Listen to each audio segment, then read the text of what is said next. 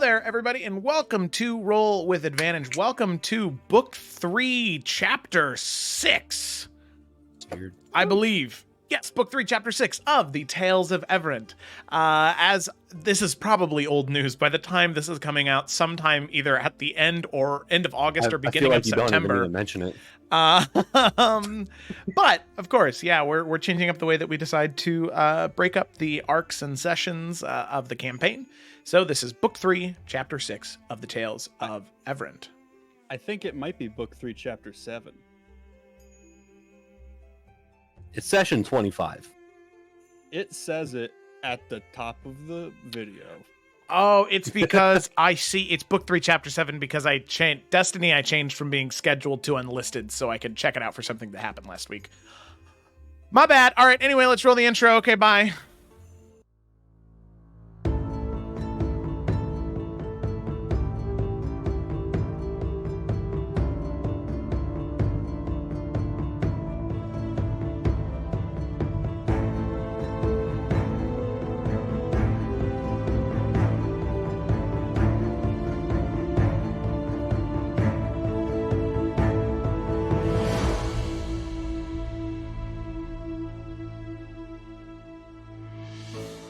Okay. All right, we're back. Chapter 7. Take it away, John. You know, John, did you know the books are arcs? John didn't know that. Do we want to play D&D tonight? Like, is that a thing we want to do? Or... Can I read the summary now? Yeah, but before you read the summary, Kayla, Rachel doesn't have makeup this week, but she has told us that she instead will say a funny joke that will make us all laugh. So, Rachel, Yes. take it away. I did say a joke, not necessarily funny. I think it's funny. Okay. I guess you could say I'm cosplaying as John today. Was that the just 'cause joke? He's our DM. You don't have a hat, so... No, it wasn't Oh, It wasn't a joke. okay. the actual joke is, what did Batman say to Robin before they got in the car? Robin, get in the car. I thought it was funny. No, Nick, you fucked up the overlay, you You bitch. just fixed it! Oh my god, dude. I thought it was fun. I thought- That was Nick, pretty you funny, can't too. do that because you just Technically- fixed it. No, I understand. Technically, Rachel messed up the overlay, though. I did not. Because she forcibly... I had to get out of here. I have couldn't to get handle on it? this On mirror. that note, that was a Fucking love wonderful Rachel. joke, Rachel. If you are actually cosplaying me, you do need a hat, though. I have a So bunch. I could wear a hat. I'm just saying. So with that, we'll get into the summary. Kayla, as Yersa, take it away. To preface, Yrsa was not there for 75% of all of the crazy that happened last session. But I'm just going with Yrsa and we'll find this information out this session come the morning. Hopefully. So session 25. We spent our final day here in Sansa speaking with multiple members of Vey's lovely family. I spent most of my time speaking with Shen. He was extremely kind and spoke great words about being a Rift Warden, though many no longer have connections with each other. He has promised to do his best to aid in the rift not far from here that is surrounded by the Valamine Empire, though he is limited due to not being able to leave this place. Shen then gifted me with the Rift Stone and a tuning fork created by Ada. With these tools, we will be able to stand near a rift and know which plane it is a doorway to. The tuning fork will allow us to travel between them. An extremely helpful gift as we navigate our understanding of these rifts and hopefully one step closer to learning how to close them. We also learned that Gideon is going to be staying here in Sansa to recover, and perhaps even help with the city from within. I know he will do well here, and I think of him daily, and I ask Melora to help him in his recovery. Gak spent his day with Ada sharing information about his artifact, while Basil went to the Court of Healers and then to the Temple of the Raven Queen. She tells us that during her prayer she saw a vision of the party, a vision with golden threads connecting us all together and a long road behind us with a raven whose eyes are golden. A beautiful vision, but one that speaks of not only our importance, but the challenge ahead of us. How do you say Vay's mom's name again? Veet, right? Veet, yeah. Thank you. Whew. I spelled it, but I had a brain malfunction. Veet, Vay's mother, challenged Rian to a sparring match, and let me say, it was absolutely fantastic to watch. I'd be lying if I didn't say it was fun to watch Rian being put to the test. And he absolutely was. What a wonderful display of skill from both. Though I'm sure Veet wasn't too worried, and I'm glad Rian had a good time. He needs moments like this to free his mind. Rian and I did paint together later in the evening, where he shared his want to learn more about the magic I possess. It was very sweet, and I did my best to give him advice of the balance of nature magic requires. Ada and Vay spent some time together, where Ada expressed how much he missed Vay and gifted him a bag of holding. Ada will be traveling with us to meet Lady Gemcloak and reassures Vay of our intended success for the travel and promises Vay that they will not fail. It was a wonderful day of conversation, gifts, and rest, something that we all truly needed. Then night did come, and Gak informed us all of what happened. Speaking to his book, it revealed that it is indeed a person. And during this, a vision was given to Gak of a young elven man with long black hair, and he is the owner of this book, a man named Izaran. Izaran was seen in a large city on a mountain and mentions the name of a Lord Illidan. Another vision of a memory, and Izaran and Illidan are outside of the city, battling horrible beasts, some similar to those demonic apes we've fought. There was a fire and lightning in the distance, and it is seen that Illidan has a similar blade as Rian. Another memory of the two men speaking on how everything has been breached when suddenly a large otherworldly creature with tentacles and two heads attacked. The men were able to teleport away, but the creature followed them. Illidan disappears as Izaran pushes him through a dimension door as this divine arcane energy explodes, causing the city to rise up and disappear, and thus throwing the book, now with Izaran within, across the continent. With such information, Gak had gone to bed to process it all, while Rian admits to sneaking into Gak's room and taking the book. Rian asks the book if he recognizes Rian's blade and why it had previously stated home in regards to seeing the book states Alvain, while Rian's symbols on his blade light up, and he too is sucked into the book, into a dreamlike state, speaking with Izaran himself. Rian sees that same city in the darkness, as Izaran states that he is still trying to keep it safe, and we learn that Illidan is actually Rian's father. Izaran warns not to come to this place, and destiny is what is heard as Rian is expelled from the book. It seems as though those golden threads have led us to our destiny after all. That was a lot of information. There you go. That was a beautiful, well-written summary. Thanks. Good job. With that,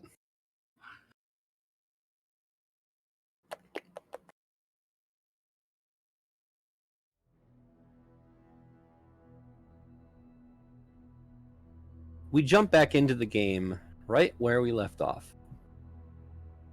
Rian, as you talk to Izaran within the book that Gak has been holding this entire time, as he pleads with you not to come to the city of Ventus Ferrum, inside of the plane of the abyss. Your home, your people, trapped in this plane of existence. With all of this information, you are shunted out of the book. The book slaps shut on itself. There's a thud on the wooden ground beneath you. You sit prone on the ground in the hallway. Let's say... Who has a passive perception? Actually, I won't ask that question. Yursa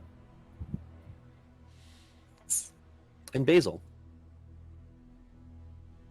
With a 17 and a 17 and an 18. Yes. You hear, due to how far apart these rooms are and how large the rooms themselves are, nice. You just hear a faint,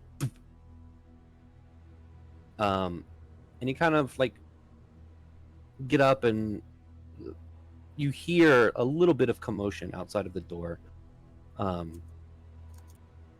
What do you guys do?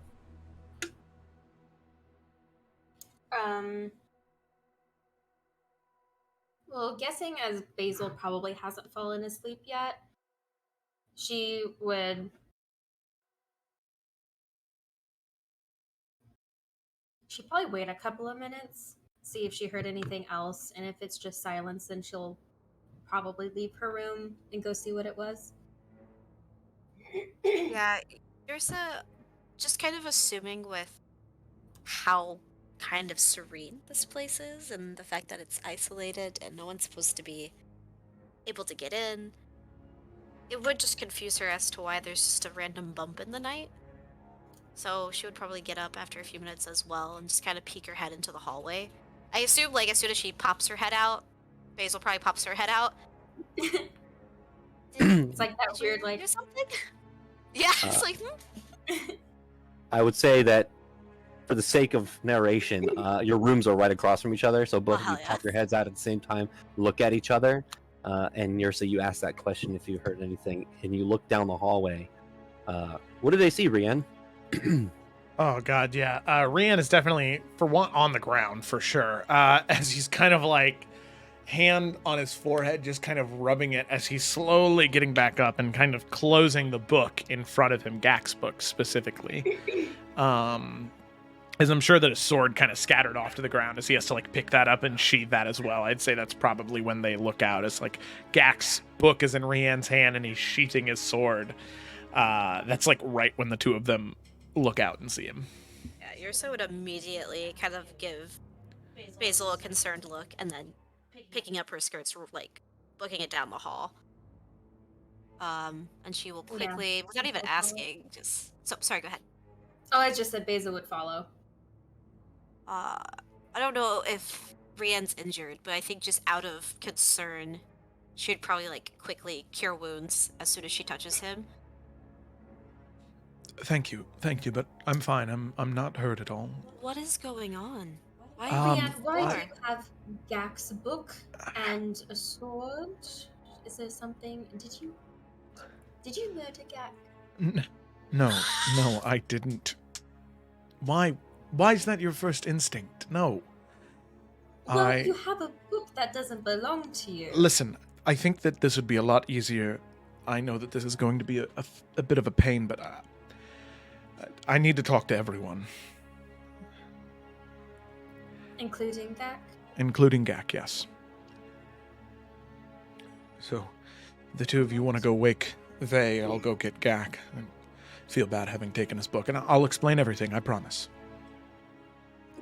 Okay. And, without hesitating too much, Basil will turn around and head towards Vey's room and gives it a good knock. Okay. Vey? Yeah, it takes a hot second, but you hear like rustling and then just like low grumbling as heavy footsteps to door and just yes. We found Rian laying in the hallway with a sword and Gak's book, and now he would like to speak with us. Just letting you know. Oh fuck. Alright. And he'll just turn around and start, getting into clothes. He'll be over in a second. You can tell that he does intend to go. He's just moving around in his room right now. So Here, Basil will go back. I'm assuming they're gonna meet in Gak's room. yeah. Probably. Yeah, that would make the most sense. Well, he's gonna follow wherever. He's just gonna kind of look around, see where everyone is, and then end up in there when everyone gathers. Cool. All right. So yeah, as he gets to Gak's room, he would knock on Gak's door as opposed to just sneaking in like he did before. This time, yeah. I said it. Gak, you hear the knock? You wake up. Okay. And Gak takes his time to get to the door, but eventually he opens it and he just kind of creaks it open a little bit and peers out. Hello. I I have something that belongs to you. And he's going to bring the book up. Gak really quickly opens the door and snatches the book out of his hand. And then, is everyone else at the door, or is it just Rian? Yrsa's that's, like at right the door? behind Rian at this point. So Very Basil and Barry are concerned. not there. Why do you have this? I took it without your permission, and I apologize for that. But I need to tell something to all of you that I hadn't mentioned before because I didn't think it was important. I thought that it was... I got stuff to tell you, too. And I suppose if Gak will let everybody in his room, just so that we're not having a conversation in the hallway. Yeah. Everyone makes their way to Gak's room. You all make your way inside, shut the door behind you, and you all can conversate. I'll try and Gak keep walks this... over to the drawer that it was originally in, puts the book in there, and shuts it. I, for one, Gak, would like to apologize for taking the book without your permission. Hopefully, after I explain why I did, it'll make more sense. Long ago, when I was a much younger man, I had told all of you how I went into the mountains trying to find healing herbs for my family. My wife and my son were gravely sick. So I went into the fractured peaks, this mountain range in Syria, looking for an herb that could help them.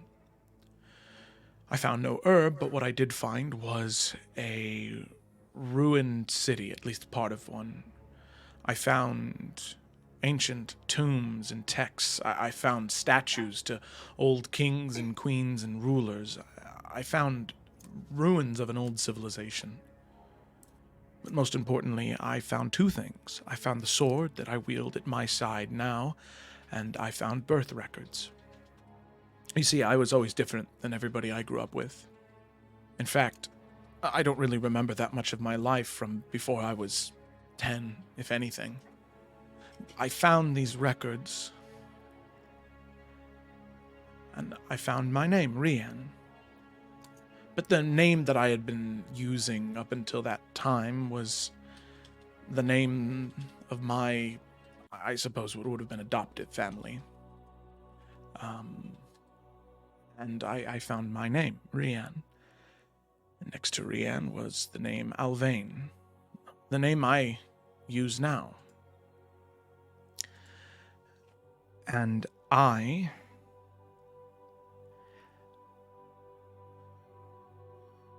not only... for one, I'm not an only child. I have a sister named Sayuri Alvain, apparently, and on top of that, I was the son of Illidan Alvain, the king of the Okunai people.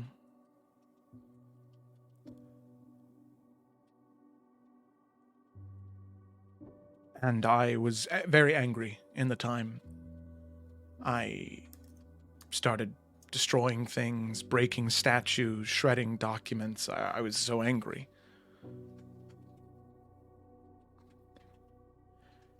And I thought that was it.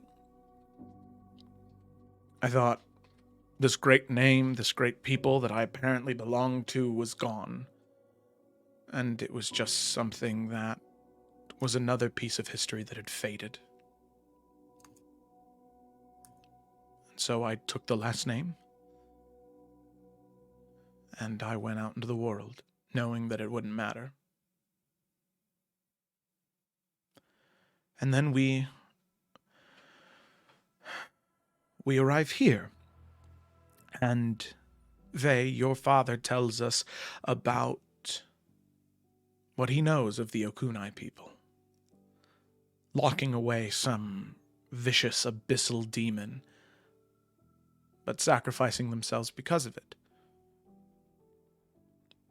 And I was happy to know that my people, even if they weren't gone, they at least did something good. They sacrificed themselves to help other people. But then there's this question of this creature. this abyssal demon, whatever it is. And then Gak, you share with all of us how that book looked into that portal at the base of the White Crest Mountains, and it called the abyss home. At least that's what I interpreted it as. I took your book because I had to know for myself whether the book belonged to the Yakunai people or if it was some demonic artifact.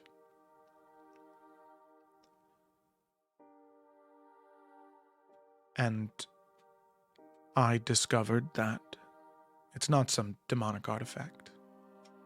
It's a relic of my people. And I'm incredibly sorry for having taken it without your permission, Gak. I am. But if it was a demonic artifact, if it was something that was going to try and corrupt you or hurt you, I didn't want to give it a chance to do that.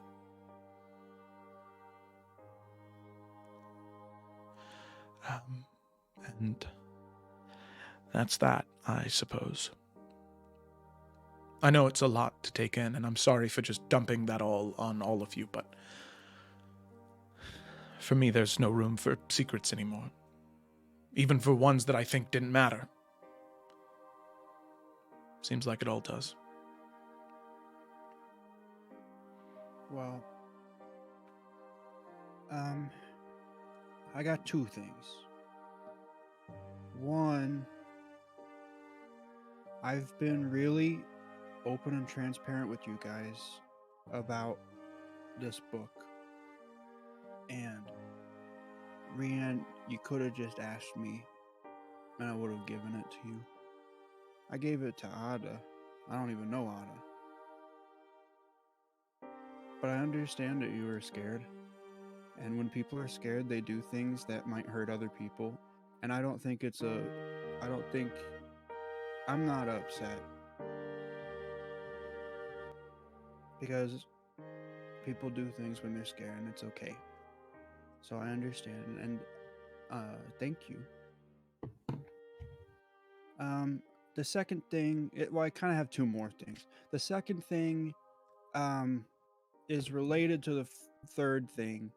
And the second thing is, I guess I missed that whole conversation where Faye's dad told everybody about the city in the abyss. I think I was with Gideon. So I heard none of that. Which makes my third thing I'm about to say make a lot more sense. So I talked to the book last night. I also found out that it's a guy. And I saw what I guess is just a bunch of memories from his life. And I saw your dad. And I saw the city when it was around. The book told me that it wasn't a book and that it was a guy. And then the book opened up and I passed out and had one of those visions. And Vay, by the way, you don't want them. You don't want a vision. So don't feel like you're being left out. They're not too much fun. So in the vision, I saw Iverion. He's the guy who's in the book. The guy who talks through the book. And he was a wizard, very powerful. I had never seen anything like the stuff that he was doing. And there was a lot of other people that were also pretty crazy with their stuff. And it was kind of jumping around. It was hard to keep track. But he was... They knew that something was coming. And then we saw a memory where he was talking to the king or the lord, and I think that's your dad, Rian. And they were saying like, now's the time to do it. We don't have much time. And then I guess I saw the monster thing that you guys had talked about. I did not know this. I wasn't in that room when we talked about it. It was very scary. It has like tentacle arms and 2 heads, and it's like 30 feet tall. And it was very, very terrifying. But it like came into the room, and then the book and your dad teleported. And they were in a place that there was a bunch of the wizard people that were all standing in a circle, and kind of like how my book has the runes in the circle. There was like a bunch of those, and they all started doing a thing to try and what I guess is like teleport the city. And then the monster was like coming near, and Evrand pushed your dad, and he disappeared. I took that as saving him. I don't know what that means, but I don't think he teleported with the rest of the city. I don't know. He just disappeared. But the city went so it lifted up, and it didn't like disappear. It was like you know when you like have a cup and you go like and like suck in like the and there's like the water like all goes in. It was like that, and it all just kind of like got real small, and then there was like an explosion of nothing, but everything went and flew everywhere, all the way across the whole continent. And I think a lot of the mountains broke, which is why they're called the fractured peaks. And I saw the book go flying, so I think that's how it landed near my house. And so you said that was all the vision, by the way. And then I was uncomfortable, so I put the book in a drawer. And I guess I forgot to set my alarm. But you said it was like a relic of your people. It is. And I did hear a thing from it was like the first time I heard the voice of the person in the book. But they said that it's up to me to I think they said it was up to me to like continue the legacy, or to live out their stuff.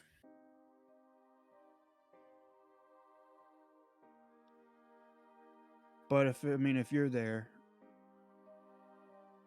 this is probably up to you.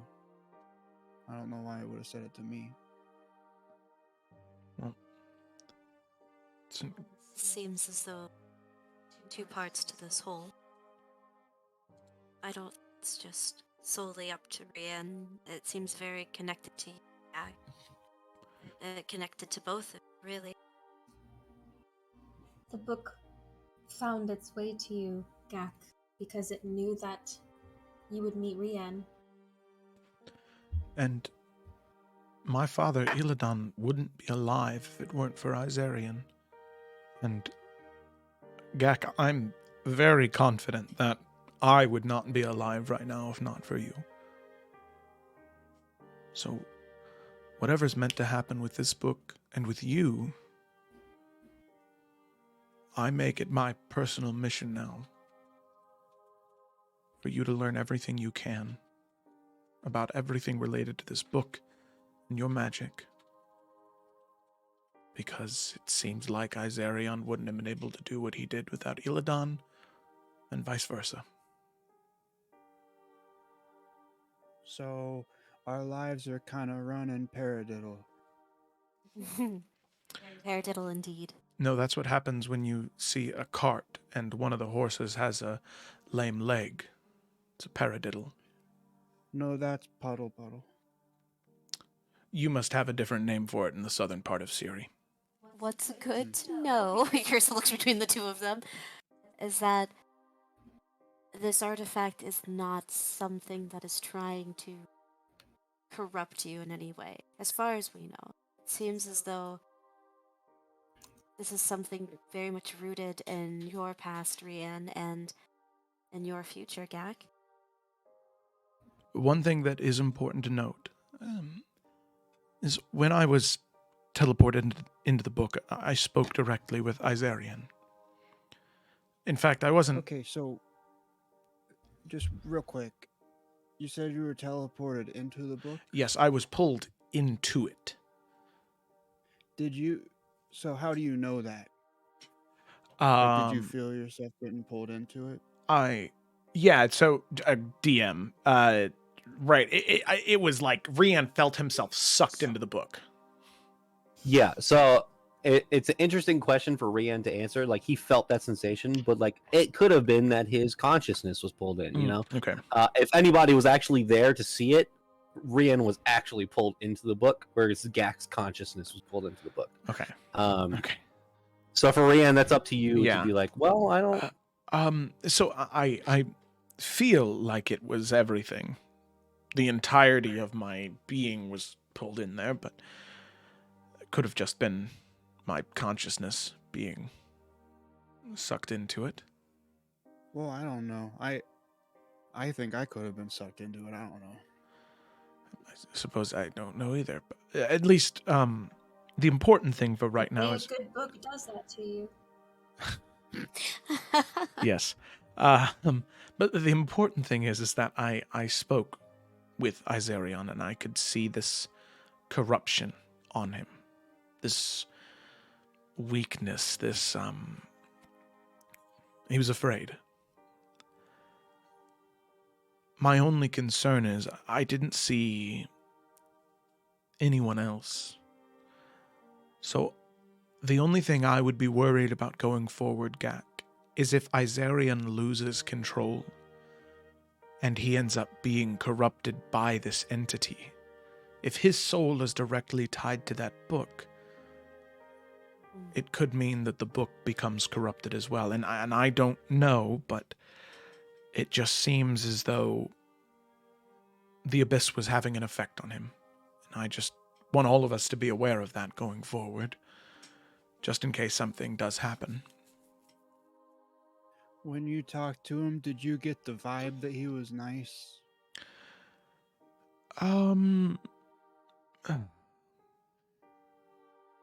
He was... I honestly don't know. He just felt broken to me. It's the best word I can think to describe him. Because Yersa said that as far as we know, the book's not trying to corrupt me or whatever. And I mean, I don't know. I don't get a feeling that it's trying to, but the thing it showed me was scary, and then it just kind of said, "This is your responsibility now," and then I went to sleep. So it was a lot, but yeah, I just wasn't sure if it seemed less in the middle for you. No, it was still pretty scary. And it was very strange as well. I kept hearing my name whispered all around me. Alvain, Alvain. And then at the very end of it, before I was thrust out of the book, echoing all around me, I heard the word destiny. So not too much more direction there. The only piece of direction I got was from Izarion himself, and he told me not to come there. Well, I definitely don't think by any means we should guard this book. It does, however, seem what you just said, a warning. You know, of what to come, or what could come to pass if we're not careful.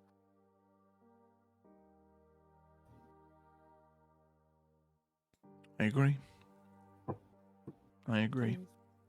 Sometimes More answers, followed by many more questions.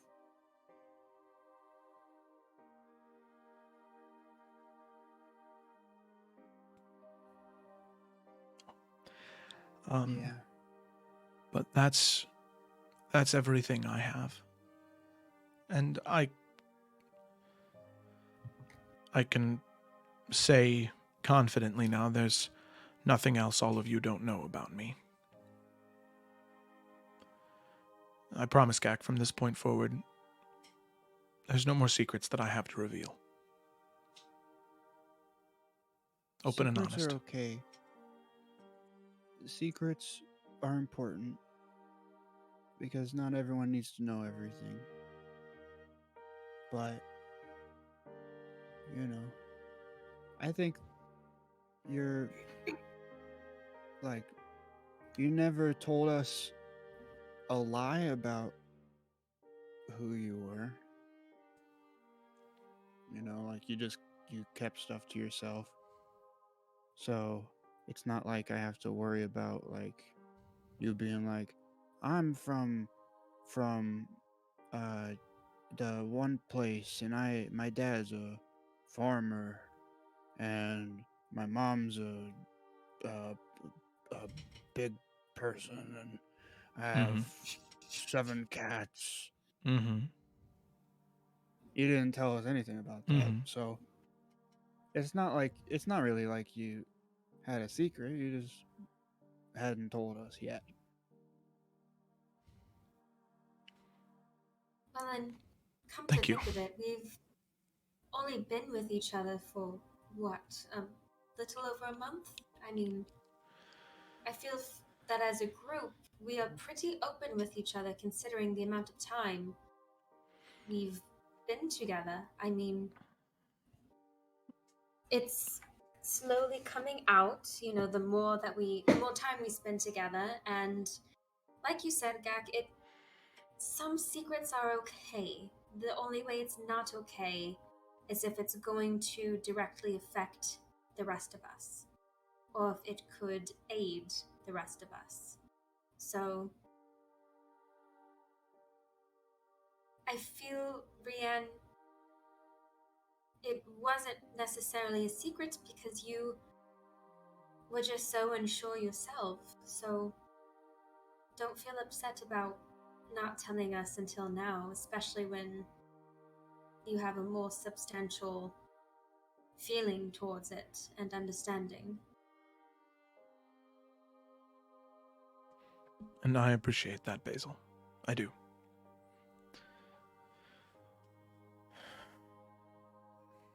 And it does help. How are you feeling, though? After just, I know it must have been a lot. I suppose the worst part is I don't exactly know what I feel right now. Part of me is happy to know that at least some sliver of my people live on, but to see them in this state, you would almost think death would be preferable. You're a part of that little sliver. I am. And I intend to be a lot more proud of it. And, perhaps one day we can do something about it. Oh yes, after the vampires and the gemstone dragon and the weird sickness coming out of Basil's garden, hopefully we'll be in a better position to tackle going to the abyss. But, I hear vacations there are lovely. yes, I've heard the same. One day at a time. This is good. We've gotten more information about a lot of things within a night. And I will say, just as a final note, I did do more reading on the Okunai people with the knowledge here in Sangsa, and the Okunai people were quite skilled with planar magic. So much so that creating that rift that they did to shut the creature into the abyss is something they had grown quite skilled at. So Gak, you might have some ability to help Yrsa in the coming weeks and months where closing rifts might be something we need to do. The knowledge is probably in that book. Well, I can already like disappear, and I was like, when I disappear, I'm like, then I can see you guys, but you can't see me, and everything's all like black and white and stuff. I feel like that has something to do with it. I think it might. But it is late, and I'm sorry for stirring everyone. I just figured it would be important to get this out now, so that way we can get started with our mission immediately in the morning. Thank you all for being understanding. What time is it, DM? Well, let's see. Rianne decided to do this when everyone was asleep. Yeah, like right after everybody would have gone to sleep. It's probably like 1 or 2 in the morning. All right. Well, here's we'll get off the floor. I think it is very late. Very, very long day ahead of us tomorrow. This was a lot of information. I think we all just need to sleep on. And I think we just need to ready ourselves for what is to come. So, off to bed, all of you. No more sneaking into other people's rooms. If anyone needs anything, just let me know. I'll most likely give it to you unless I really need it at that moment. If anyone needs any money, you can have some money. Gak, keep your money, lovely. The most that we need from you right now is your friendship and your support to stick with us. Oh, you got it.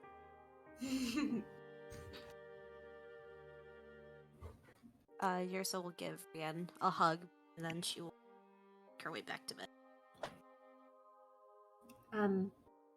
I will most likely be meditating for the next few hours, so likewise, if anyone needs anything, needs to continue talking about this, I'm available. And Basil will turn around and head back to her room.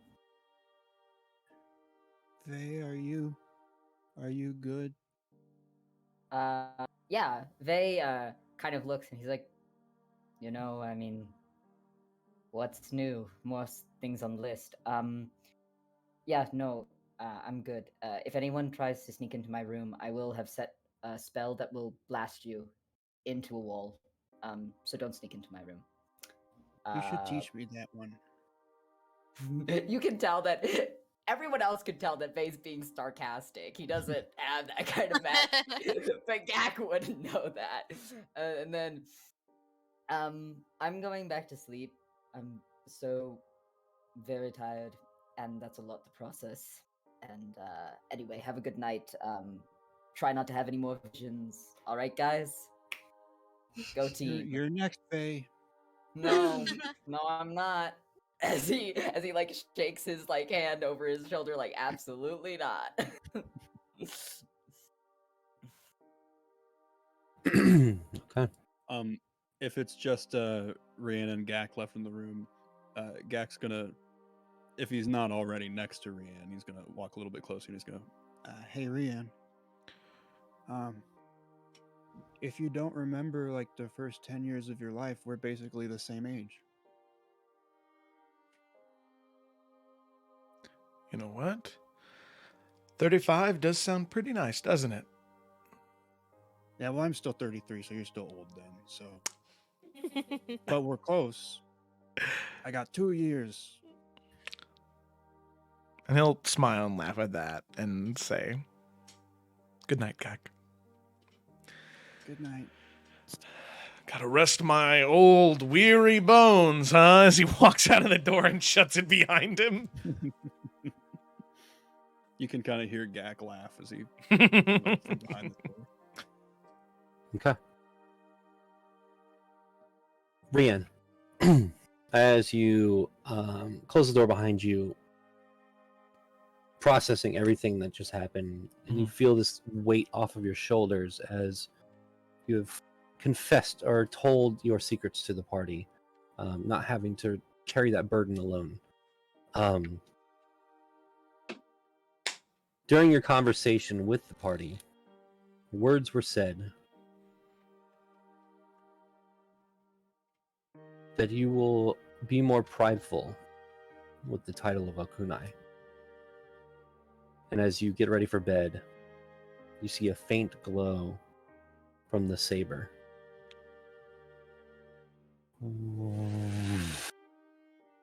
And you watch as the sheath and the sword itself grows in size.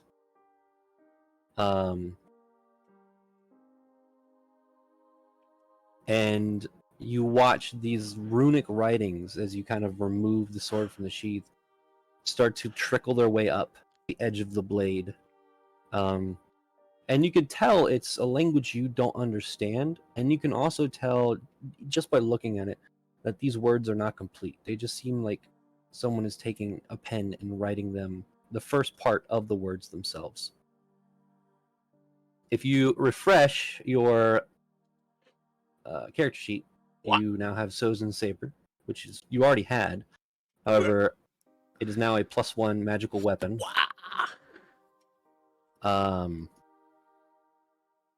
And its default reach is 10 feet. Oh, shit. That's awesome. Oh my god, dude. That's crazy. Holy shit. That means when I go to Might of the Okunai, my range is 15 feet now. Holy shit. Yo, man, that's dumb. Oh, that's so dope. I love it. Sick. And for some reason, it didn't take the ranged thing, but it's okay. That's all right. That's all right. I understand. Now Rian can be a fighter from the back of the line. Yeah, he can just jab down. Yeah. No, yeah, Rian will be a lot less of a excited kid at Christmas when it comes to seeing that. He'll definitely, be a bit more of an old man about it and kind of look at the sword and the scabbard, and he'll smile.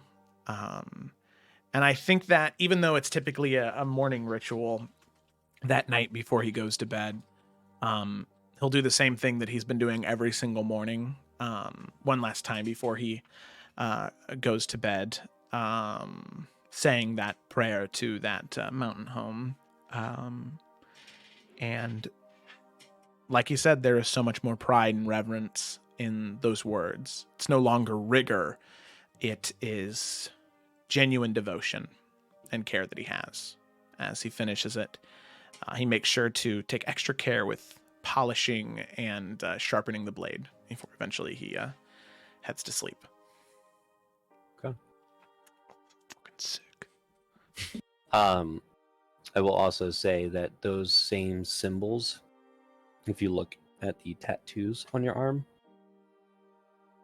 they are wrapped around your arm. Man, don't you love to get new ink and it doesn't hurt? God. New character art. With that, it is now. Oh no, I forgot how to say this month. Elysius, the 6th. Yeah. Elias. Elias. Elias. Ellie's Ellie's ass. Ellie's ass, the 6th.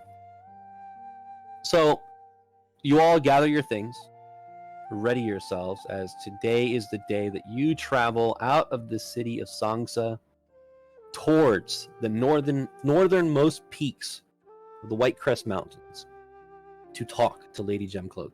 Now, what I would like to ask the party, and I'll just say for the sake of time, Vey and Otto would have let the party know. They've already let the party know the dangers and the grueling climate ahead. Is there anything that the party would like to obtain before you all make your way and start traveling into the White Crest Mountains? And I will say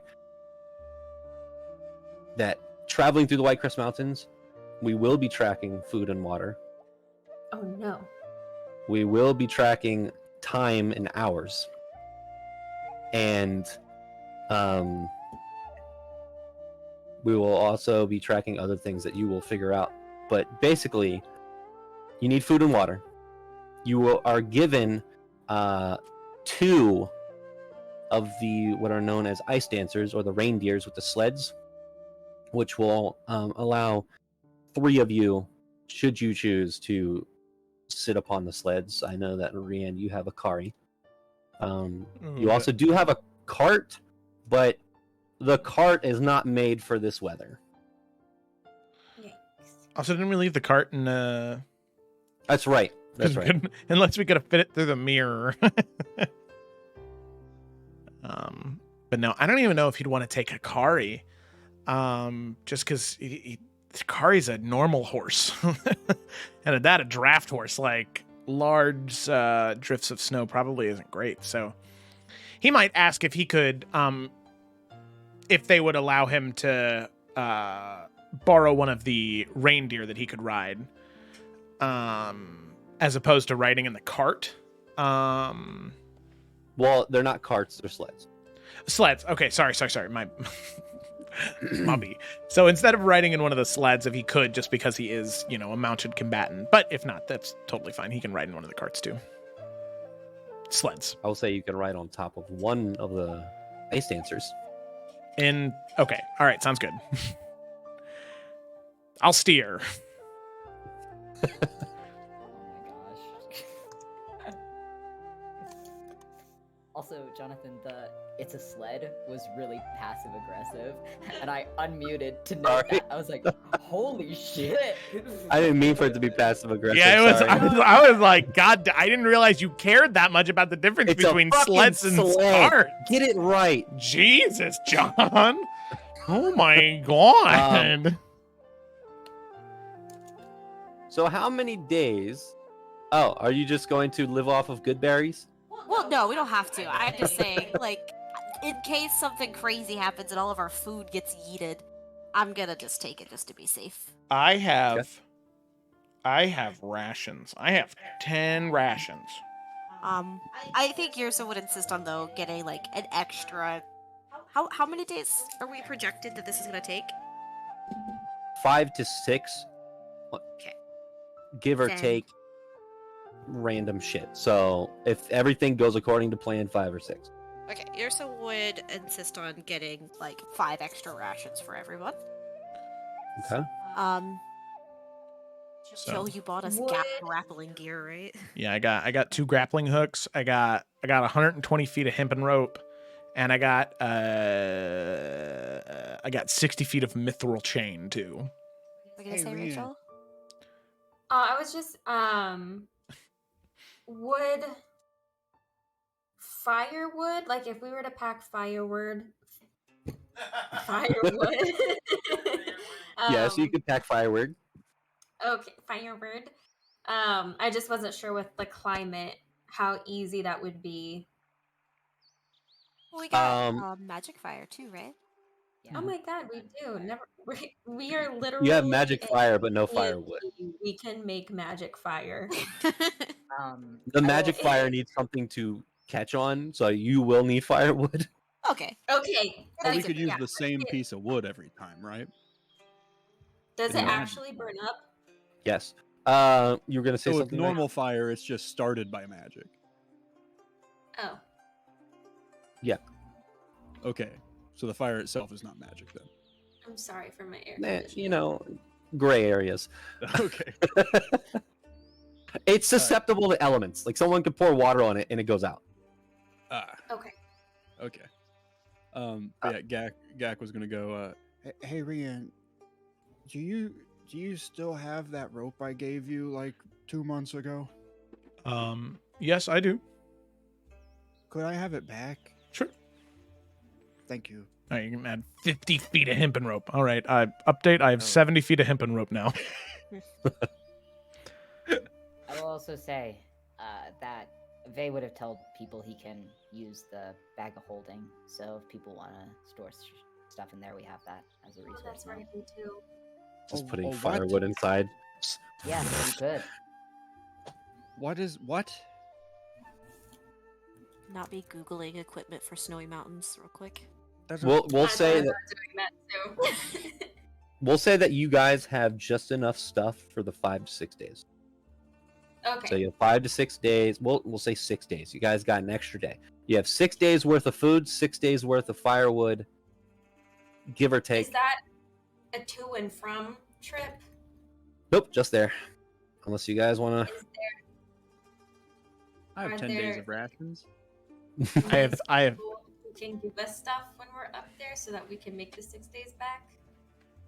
Or is it just a dragon who doesn't need like Do you- firewood? Rachel, does Basil have can you create food and water? I would assume Yurso could. I think Gak can. I No, don't but- know but really Gak will- everyone else except for Basil. Gak's a can- wanderer, so he can provide food for himself and up to 5 other people, provided that the land offers berries, small game, water, and so forth. I mean, I got good berry, but that's all I can do. I can I create. think Basil has water. access to create food and water. Also, Let me see what level would that Go ahead, be? Knight. Oh, Go it's ahead. third. I will also say that rations are fairly cheap and they're not that heavy. If we wanted to just buy a bunch of rations and stuff them in the whole bag of holding, Just store the whole bag of holding is rations. Just well, as soon as you stick your hand in, you that's just me. Yeah. So if you wanted to do grab some canteens, we probably won't need water because snow melt is Mhm. more often than not perfectly safe to drink. But for food, I think there's multiple ways of getting food. I have Um, create food and water. cool. Yeah, save your spells. I think that's that way we can, 'cause there's gonna be some crazy shit. That Yeah, looks so- out here. I I was think- gonna say because I could do that, but as a healer, Yeah, save them Maybe spells. have it prepared as a backup just in case something happens to our food. Yeah, but I Um, got good berry. oh, and you that's got a good level berry? 1 spell. Oh, nice. Okay. And And we we'll can just just buy a search fuck for ton, food. like Knight said. Yeah, let's buy a fuck Alright. ton of rations. Yeah. Mark. Okay. maybe I'll say after just- we'll play it by ear. Yeah. That's what you want to do. You want to I'll go buy- out into the tundra, play it by ear. Rhiannon will buy We're gonna sleep 6 times. Basil can one morning wake up and say, "I think I want to be a chef today," and then she can make food and water. Just snaps her fingers and just a feast. Okay. Bless you. Thank you. So Rhiannon will buy 50 rations to put in the bag of holding. Oh yeah. I don't even know what those That's cost. fine. I think they're like 5 copper 3 a silver piece. pieces. 3 silver pieces. Okay. That's a bit more. So 3 times. That's what I think that's what I remember 50. them. So 150 silver pieces. Divide that by 10 is 15 gold. Yep. Okay. Yeah, Good math, Nick. I'll bear Fucking that quick burden math. for the rest of us. I'll pay the 15 gold. Are you sure you want to do the 15 For, gold? yeah, for Like, peace that's of a mind. lot of money. It is, I mean- yeah, but Gak was offering to give everyone his money. it's okay. Rian still feels bad, but he'll How get about better this? soon. I'm going to so I'm gonna go move the baby into her crib. You guys talk about what you guys want to buy and bring on this trip because when I get back, we're heading out. Oh, damn. 50 rations and we're good, right? Yep. Yeah, Okay. I mean, we have 50 rations. We have climbing equipment. We have wood to burn. Yeah, I've got We 2 grappling have- hooks, 10 pythons. Yeah. We have Got snow rope. We and need to- drink. We have tents. If we need to burn wood, is Yursa able to just grow wood? Ooh, And then we I- can- I mean, I have druid craft. I can grow a Oh. bunch of sticks. but that Yeah. What? I can't. sticks. Sticks. Bitch, yeah, just From a lot of flowers. I can make sticks and flowers and sticks are the same thing. Okay, well, Use, like, You're no, but all telling right. me John isn't gonna let me make a stick appear, but I can make fucking sunflowers and dandelions pop up? Hey, use earthen grasp on nothing, and then just a bunch of limbs come out I'm of the sure. ground, and you're like, there we go. She'll be fine. I'll ask him when he gets back. Okay. So, Um, but we do need tents, though. We need fur-lined Yeah. tents. And like, yeah, and like, yeah, we got warm clothes while we were here. Yeah, right? we got the Bulgara cloaks. Well, here's Ursa got an outfit. she It was did. like Yeah. purple, right? it's like wool. So and then, Basil's outfit was purple. I don't remember. Someone had a purple outfit. yeah. That was Vay. Was it? No, it was Yrsa. Oh, then Yeah. yes, it was I. So I say we get one fur tent, and we all just sleep in the same fur tent for extra warmth. You buy 2 tents just in case. You buy 2 tents just in case the Is warmth. anyone making like writing this down? No. Okay, we ready? Yes. Yeah, we're gonna buy Go. 2 Those tents. folks are everybody. 2 tents. Okay. Hold on.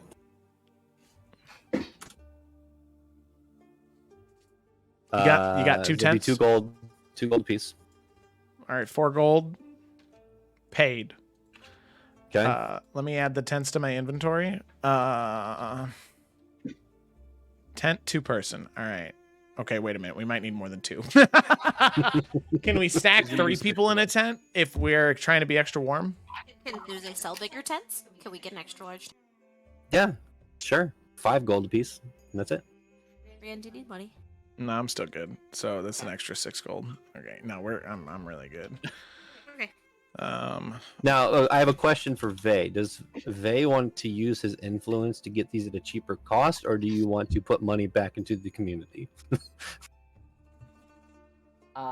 That's a great question.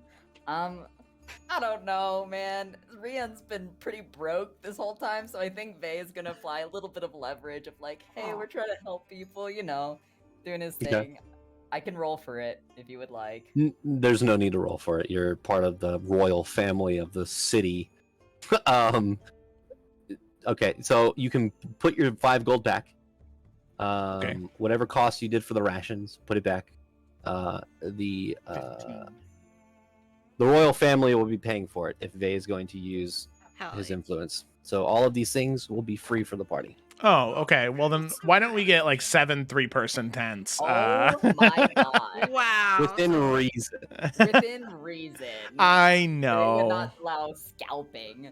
I know. Okay, here's what we do. Here's what we do. But I only have 6 tents. We Oh take my God. all of the general goods store for free, and then we put them out of business, and then we sell everything at double the markup. Wow. Jesus Christ. Here's Auto I cast talked to the fireball book. at 9th level. Yeah. I talked to the book and I figure out how they teleported to town, and instead we teleport Vay's house. Just Oh, yeah. every time we need to make a stop, Vay's house gets teleported to where we are. So 3. Yeah. 3. Well, if you can get 2 large tents that will fit 4 people each.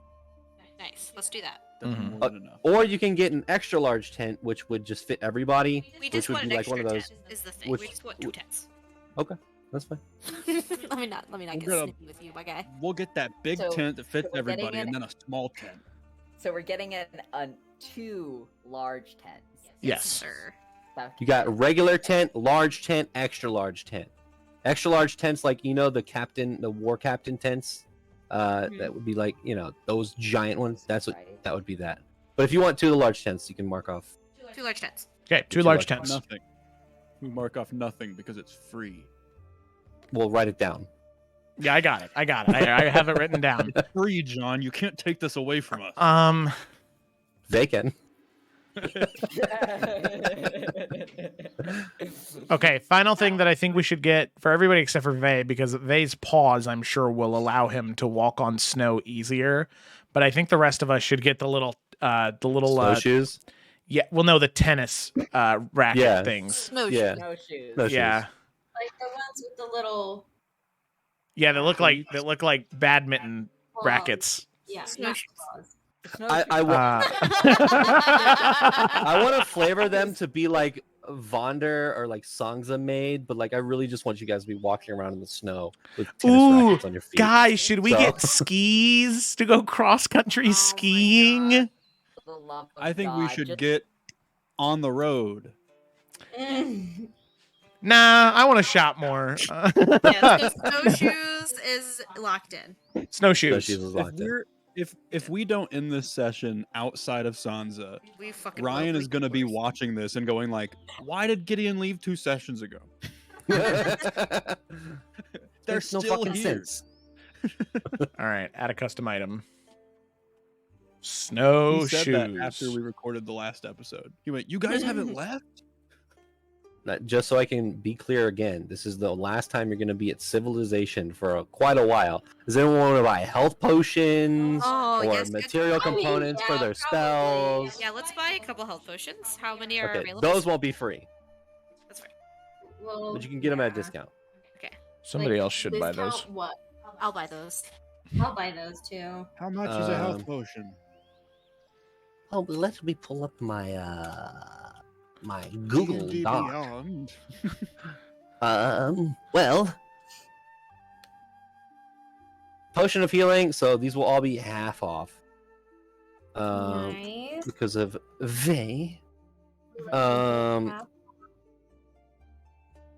So potion of healing, 25 gold. Potion of greater healing. Oh god, what's the half of 25? 100? It's Sorry. originally 50. So potion of greater healing, 75. Potion of superior healing. Oh my god, that's a lot of numbers. Potion of superior healing, 225 gold, and potion of supreme healing, 675 gold. I don't know if we need those last two. Oh. Rachel, do you want to get because Ursa was gonna buy.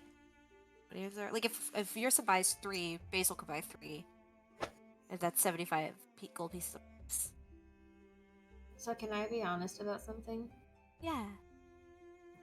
I don't know where I put how much gold I have.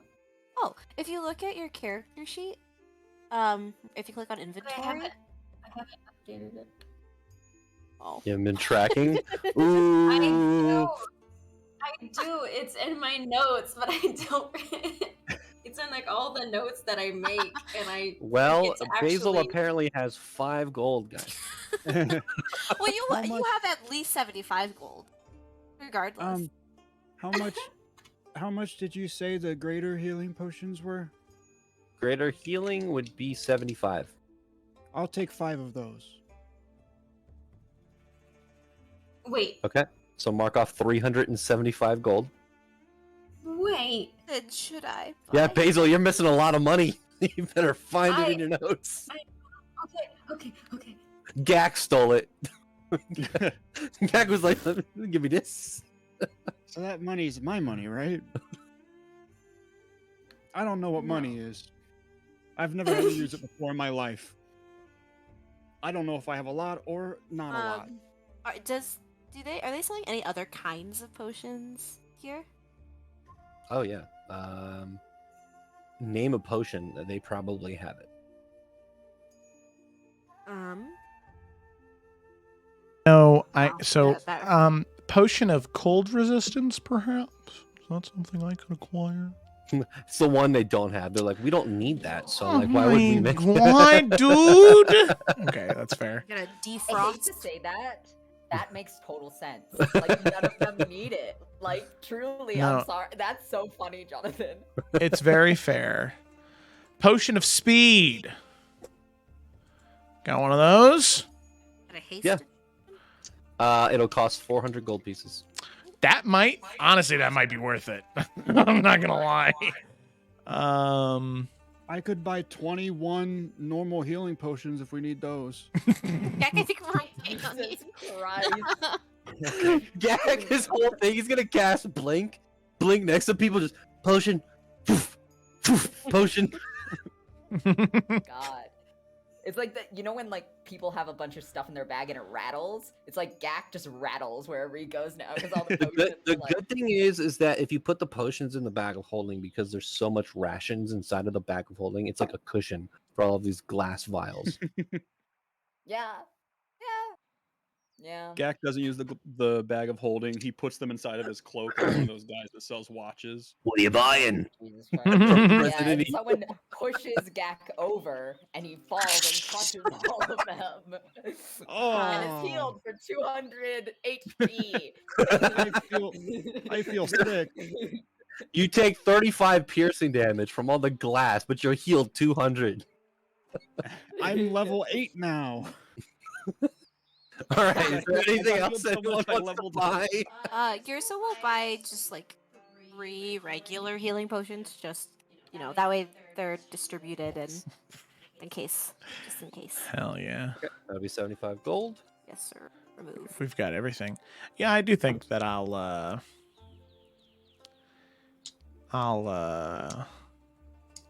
wait, let me check this one. Yeah, I'll do a potion of speed. Okay, 400 gold. 400 gold. Can I mark off 40 platinum instead? Yep. Okay. You guys got paid by the mayor, right? Like that's where all this gold and platinum came from, and from Chartrine. Yeah. From the cave. Yeah, Basil, you should have a shit ton of gold. Yeah, you should have at Yeah, least that's what 50 I'm- platinum. We And- talked about At opening least. up a bank account, and then people laughed, and so Yeah. we didn't do that. We'll say because Regrets. we'll say you have 50 platinum, 50 platinum. which is 500 gold. Okay. I have a question for everybody. Yes, Gak. Should I trade in my 5 greater healing potions for 15 of the lesser ones? The shopkeep says, "I don't have that many." Should I trade in like 2 of my greater healing potions for Well, Gak, I think you should hold on to them because I have 3 18? regular ones, and I think we have a good spread. Okay. John. Jonathan, for my edification, Vey is probably just using the clothes he has from home, like his normal stuff, right? He's not going out and buying new stuff. Since he's coming from his room, he's got a closet. That's up to you. You can go buy it's stuff. okay, Yeah, okay, you, I just you do whatever I you don't wanna want. buy It's your anything. home. No. I just didn't want to be like, oh, he has a coat on, and then be like, where did you get the coat? I'm like, I don't know, from home. His walk-in closet. Yeah, Duh. my mom gave it to me. Yeah, he's probably just wearing the stuff he has, his normal stuff. So now we need new art. Anyways, Yeah. we need new art of Vey in a new outfit. Yeah. I'm down. To Uh, go. Oh, we're going into the snow. Sorry. By the way, this is so frivolous of me, but Vey has washed off all of his blue dye. He's pure white now. So Oh. that's a So cool thing. he blends in with the snow. Yes, Except he for does. his blue eyes. Except for his bright blue eyes. He does have blue eyes. Camouflage. Camouflage. Camouflage. Rachel, you were gonna say something? Oh, I was just gonna let you know that the Star Chain and Starlight Spear is still popping up on my. Yeah, don't use those. I I'm need trying to homebrew figure out- content. Yeah, I need homebrew content enabled for all of the items I will be making and giving you guys, but it Okay. also uses Joe's homebrew stuff. Yeah. So Mm. John, you can just leave the Salamander Coast campaign, and okay, Wow. that'll fix that issue. yeah, Okay. Let me do that I right now. didn't know if Okay. there was something I could do. okay. So with that, is there anything else Well, that you I guys think we all want have to get? coats. We all have shoes. We have the I mean, map. I think this is a great time to talk to some old friends of mine here in the. Okay, I'm joking. Sorry.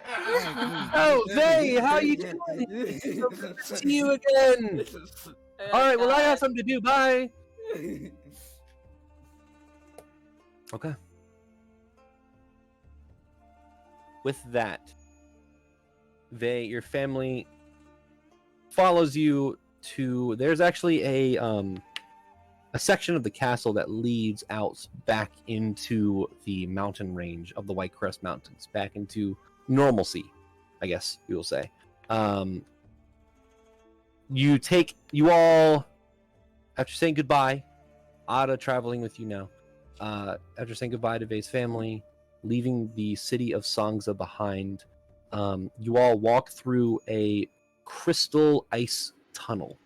As you continue to walk, you feel like this wall of cold hit you, and then this like magical energy as just kind of wash over you. As it's weird, before in the city of Sangza, it almost felt slightly warmer.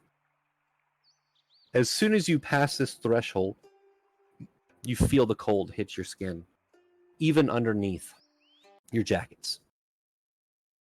And you walk out from beneath this cave, and you see in front of you the massive mountain range of the White Crest Mountains, miles and miles ahead. You can hear, but not see, what sounds like rushing water in the distance. There are still trees around you at the bottom of these mountains. The mountains crest upwards to 200, 300, and then eventually you can't see them past the clouds. You stand almost like ants in this valley of white mountains. And I will take you to...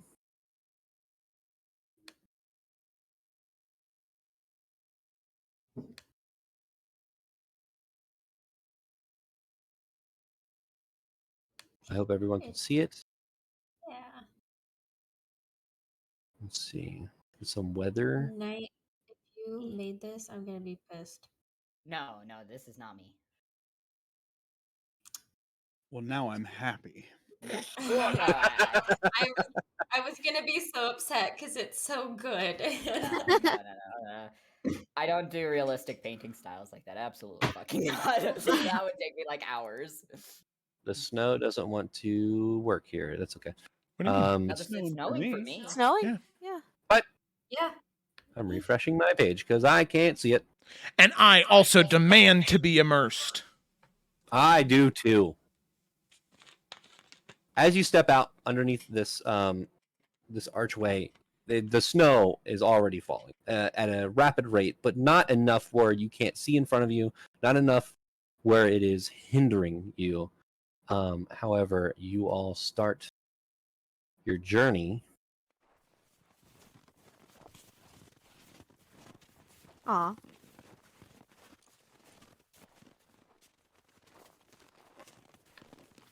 Let's see.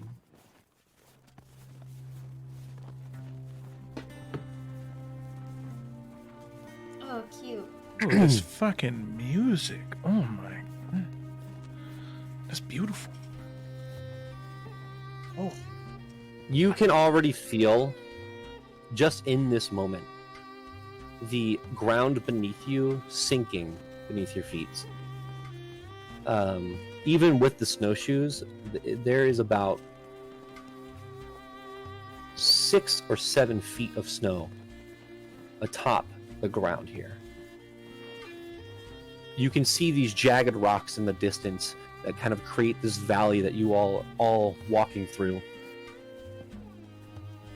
The temperature is not as cold as you thought it would be, but you're also at the bottom of the White Crest Mountains. I didn't know I was gonna sing, but that's dope.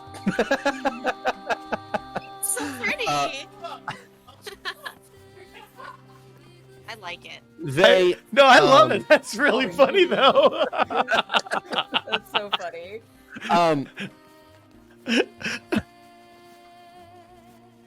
Vei, as you're walking next to Ada does look over and say, "Going to be honest, I have not been out here in quite a while. It's beautiful. I can't see the sky, but It's beautiful. It is. You should get out more. Actually, you're looking a little pale. so are you. And he sticks out his tongue. He kind of like nudges you off to the side and like kind of pushes you a little bit. As you continue walking through, I need. Let's see, who's gonna be the first one? Oh my goodness gracious. Nick, roll me a d8.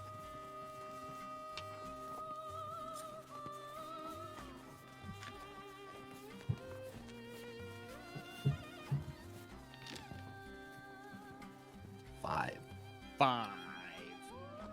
Okay. Joe, roll me a d6. Okay. I'm getting there. Okay, here we go. 6. 6. Okay.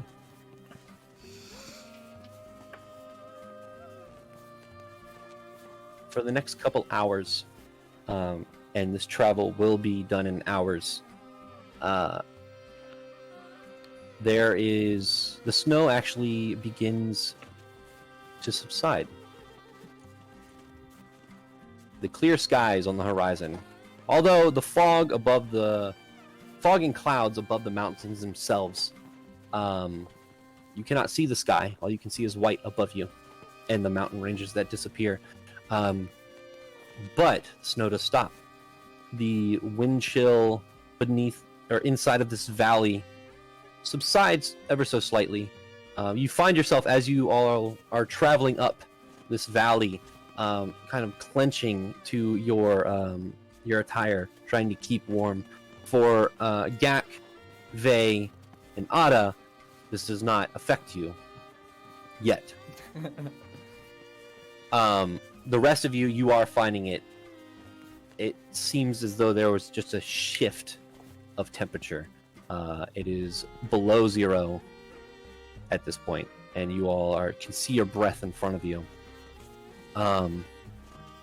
You travel for the next 2 hours without seeing anything until you come to an opening in this valley, and the rushing water that you heard before becomes a little bit more apparent.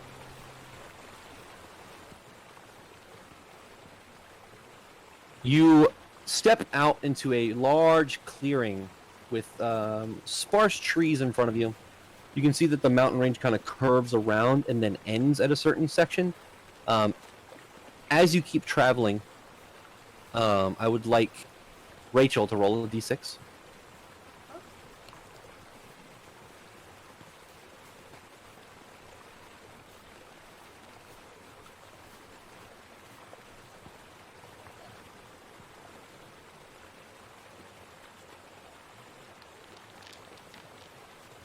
Ooh. 6.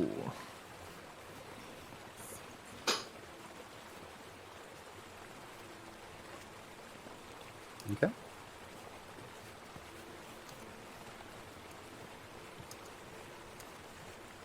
You continue walking. Once again, the snow does not pick back up. Clear skies once again. Eventually, you come to a rushing river. You're very familiar with this river. It is a large, it's about 120 feet across. And you are given an option.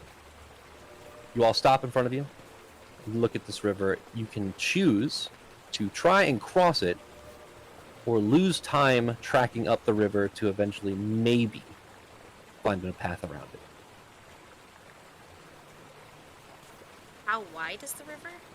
About 120 feet. My. I once crossed a river in Skyrim. Yrsa would volunteer to turn into something and fly people across. Because wet clothes equals hypothermia, and no blame. My only concern with that is how do we get the sleds across then? Wait, Oh, I hadn't thought I about that. Unless these reindeer can fly. No, they cannot. No. I can make No. them fly if you like. Well, Can does water walk only apply to people, or can it also? I know it says creatures, but can it also apply to objects? So not objects, but I would allow you to cast water walk on these creatures. The sled would probably go underneath the water. But the creatures would be able to walk across the water.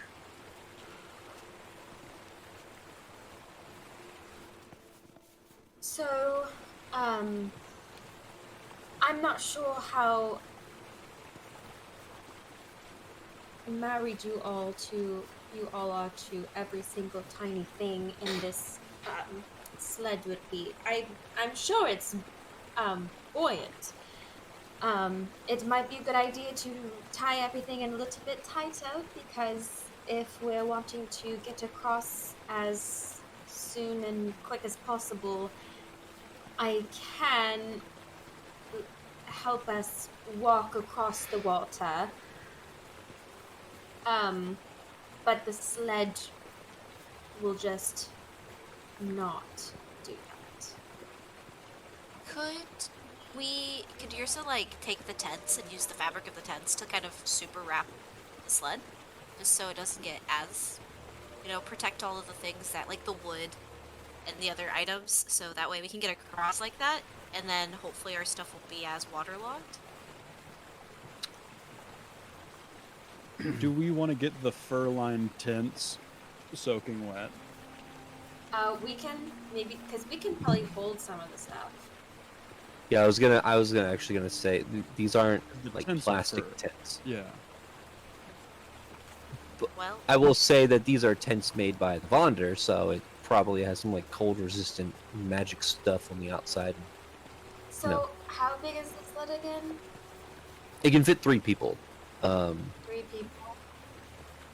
So pretty So if we're hefty. walking across it, what if we all stood, like took a side, and tried to hold it up out of the water as much as we could? Some of it will be submerged, but maybe not all of it. We can at least keep the water from coming into the sides. how deep is the river? On the sides, like 2 to 3 feet, and then eventually it obviously does dip down to probably like 10, maybe 15 feet at the most. my. So we'd be swimming across and dragging sled through the water, essentially. Let's see, Ada, Gak, Yrsa, Basil, I'm assuming none of you have the ability to shape or control water. I can help you walk on it. Okay, listen, I can turn into a shark. This is Kayla speaking. You put the stuff on my back, and then I sail across. I was just asking if anybody had the cantrip shape water, because you can freeze 5-foot chunks of water, so it could maybe. How heavy would the sleds be? With no one in it, but with the supplies in it, probably 120 pounds. How many supplies can we fit in the bag of holding? A lot. Like, Can we try to consolidate most of everything that's not bigger than however big the lid of the bag of holding is? it has to be able to fit within. I don't know the exact. Knight, you have the item. I don't know the. There's actually a dimension to the Yeah, there's hole. there's, Yeah. yeah, give me a second. Also, Ada does speak. I'm say I do know how to shape water. Oh, Thank you for speaking out now. Look, I'm enjoying this. I don't want to give you a freebie, but I could. give us a freebie. We're traveling there together. We're know. trying to go across They a is river. going to raise his hand. Yes, which means that the water is 5 feet in either direction. That's not tethered to anything. It will just float away. Vay's the smart. Autumn why I might say that shape offering. water you can have 2 effects active at any time. So you could, but okay, this is Joe. Technically, you could create a 5-foot cube of water, and then you could change the flow of water around it to float it across, because you can have 2 effects active at the same time. That's Joe, not Rian. Rian doesn't understand the spell. While this is all happening, Gak is trying to see if he can lift the sled, one of the sleds. What's your Oh strength? my god. 14. Wait, so we're not trying to put people on the ice. We're putting the sled on the ice. That's what. Sorry, I tuned out here. No, for a second. Gak's in the background as everyone's arguing, and he's just like trying to see if he can lift the sled. I think the goal is just to try to get the sled across. I feel like as us, we are confident that we can get across. Okay, Yeah. we're just worried about Just- losing supplies. Yeah. And how So- big across is the river? Like, how what's the distance? 120 feet. Gak will set the sled down. Gak would be able to pick up 120 pounds. Actually, isn't really that heavy. Yeah, And he's a it's large not. creature when Yeah. it comes to carrying stuff. Yeah, and you have a 14 strength. So, And Could we use like shape water and water walk, so we can have Ada figure out the boat and help with that get over while Basil does like everybody else. if can you cast? Because I have a 30-foot radius, So for, wait. like range. So question for water walk, can we be carrying anything? Because Vey and Gak could absolutely probably carry the sleds You should just. across. Yeah. Yeah, I no. mean, it basically is like lets you move across as if it was harmless solid ground. Okay. Yeah. I think yeah. Going off of what Gak is kind of doing. Does it Vey's gonna stop the point at flow that. of water too? Wait, hold So like on. it makes it If- it makes it solid so we can step on it. But if it's flowing, is it like a landslide? No. No, it's as if it was solid ground. So yeah. I'm assuming. I That. know, because that can apply to like water, acid, mud, snow, quicksand, or lava. So if it's but quicksand, then at I the- would be inclined to believe it would work with Right. a rushing river too. Yeah. I'll say that Yeah, yeah. totally. If you can cast water walk on everybody, yeah, you'll be able to walk across the river. Okay. Yeah, because it lets me cast up to 10 willing creatures, but it does say if you target, I know it says a creature, but if you target a creature submerged in a liquid, the spell carries the target to the surface of the liquid at a rate of 60 feet per round. So, Ah. I'm Oh, just so- assuming, We It just shoot somebody out. what we could do That's is handy. we could just water walk on everybody, including the reindeer, and then like Gak and Vey can just take 2 trips to carry one cart over and then the other. And that's it. yeah, Basil will just have to be around you guys. We'd have to go all the way over then, because I think you have to be in that 30-foot range with her. I think Mhm. I think Gak and Vey could probably get a cart each. Yeah. I I'm have pretty it. sure. I have it for an hour, so I mean, Oh, and 30 yeah. feet I is mean- only the range with which you need to cast it, not how close they need to be to Oh. you. Yeah. okay, gotcha. So we all need to be that close when you cast it, and then Yeah. we can go wherever we want to. Okay, that makes sense. Okay. Okay. Oh, yes. So We got it. have it for an hour, so I don't Nice. know how long it'll take us to cross the river. Ada says, They- so you um, don't want me to stop the river? We're just going to walk across, right? This Yeah. helps nature more. We don't disrupt anything. We're just You're going to carry absolutely it. correct. Yeah. Right, well.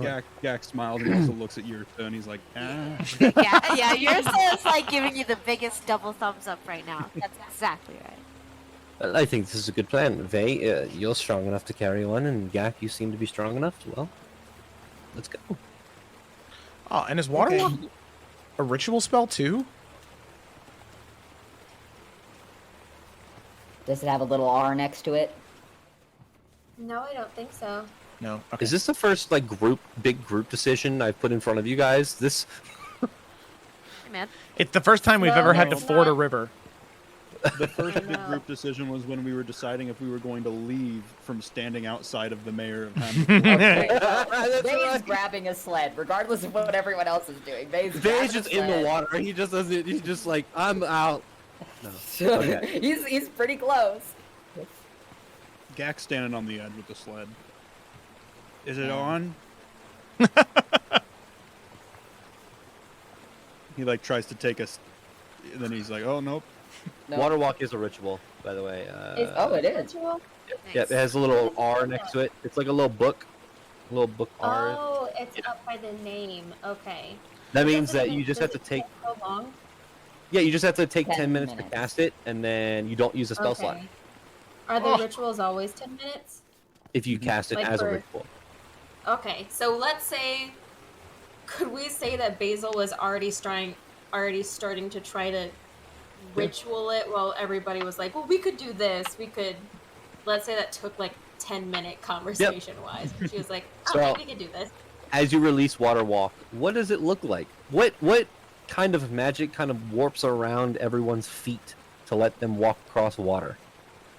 So, think kind of Elsa. What Basil's gonna do is she's gonna put her foot, so it could be like her foot or her hand in the water, and then it just like slowly creeps up to like think kind of creating like water boots, and it's just gonna slowly go over to everybody else, and like the horses have like little water hooves, and Okay. it's like running water, like, but it's not making your feet wet, so it just looks like a running water boot. Awesome. Okay, Gak and Vay, easy enough to pick up the cards. Who is trying to coerce the ice dancers across the running water? Oh, I got you, fam. yeah, Rian can do Okay. one as well. Okay. Are you using your ability, Yrsa?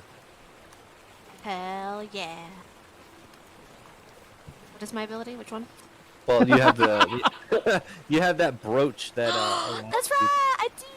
to speak and persuade things. I am going to use that to speak to my child, my little babies. Okay. As you do that, you can see Rian. I need you to make an animal handling check. You hear Yrsa. You hear. Oh, I don't want to go. It's scary. But you are such a brave young man, and as long as you get across that river, there'll be 10 berries in it for you.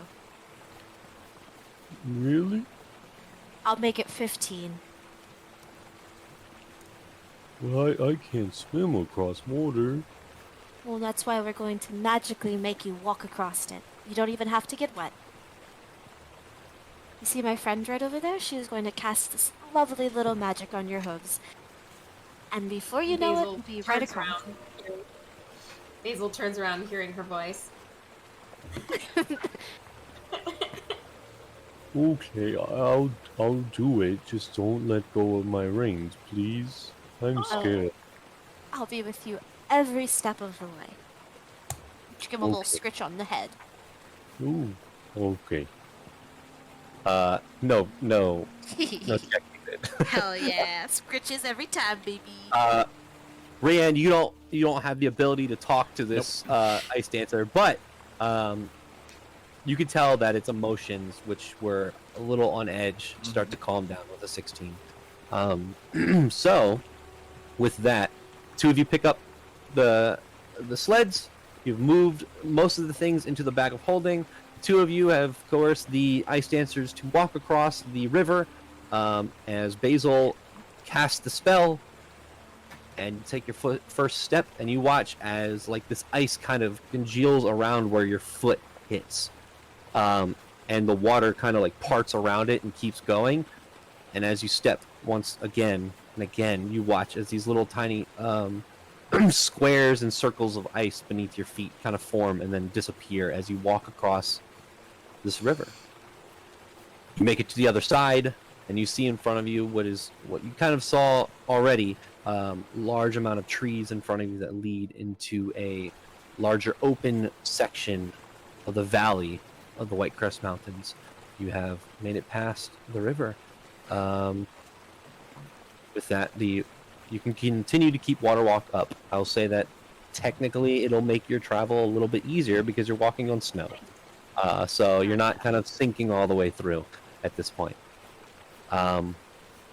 As you continue on the next hour, marking the 3rd hour of travel, I would like Knight to roll me a d6.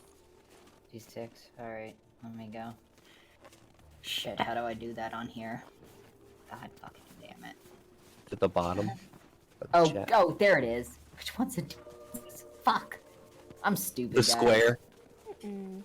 Oh, thank you. Appreciate that. 5. 5. Okay. So, another hour goes by, being the 4th hour of this trip. The snow starts to fall. It gets colder, but it's not falling rapidly. It is slightly falling. You all continuing to track through the snow on this day. It's odd. You don't really...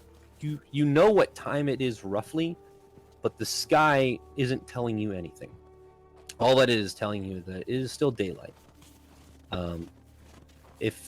As you look ahead of you, the mountainous range of the White Crest, the rock sides, and the rocks jutting out of the ground start to disappear more and more as the snow gets deeper and deeper, as you are starting to trek into the section of the White Crest Mountains that most no one goes.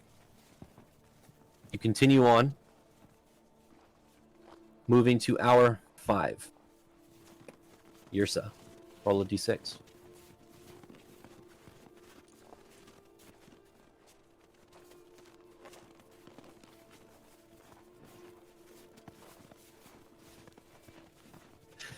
Man, you guys are getting lucky with these Hell rolls. yeah, team.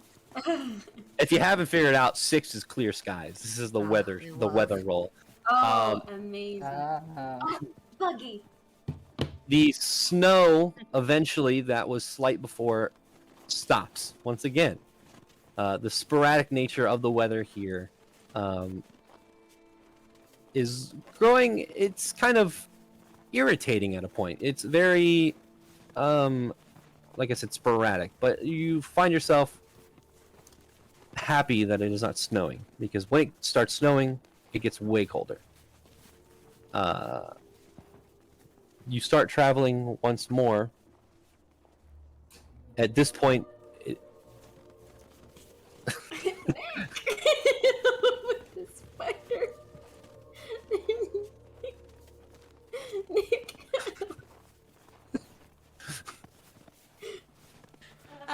How do you know? I'm just fucking howling over here. Jonathan, I also, just a reminder, Vey resummoned, Kova, so he has her. okay. Okay, cool. I mean, that happened last session, but I forgot to remind you this session, but... All good. Okay. I'll wait for Nick to get back. Actually, we should probably go to break here soon. Spider killing break? I think it's spider killing break. I think this is a good place to stop. Hour 5 into the travel of the first day of the White Crest. Before something bad happens. Right. Yeah, because it's going to. So, we'll take a break here. Break. We'll be back in, let's just say, 5 minutes.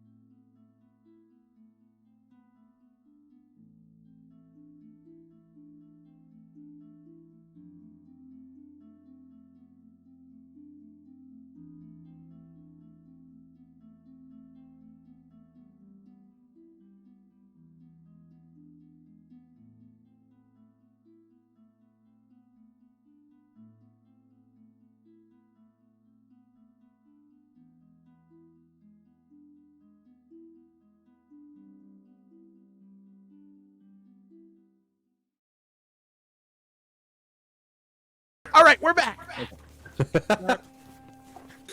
Welcome back. So, hour 5 of travel in the White Crest Mountains. The first day, as the snow has started to, or stopped at this point while traveling through, I would like everyone to roll perception checks.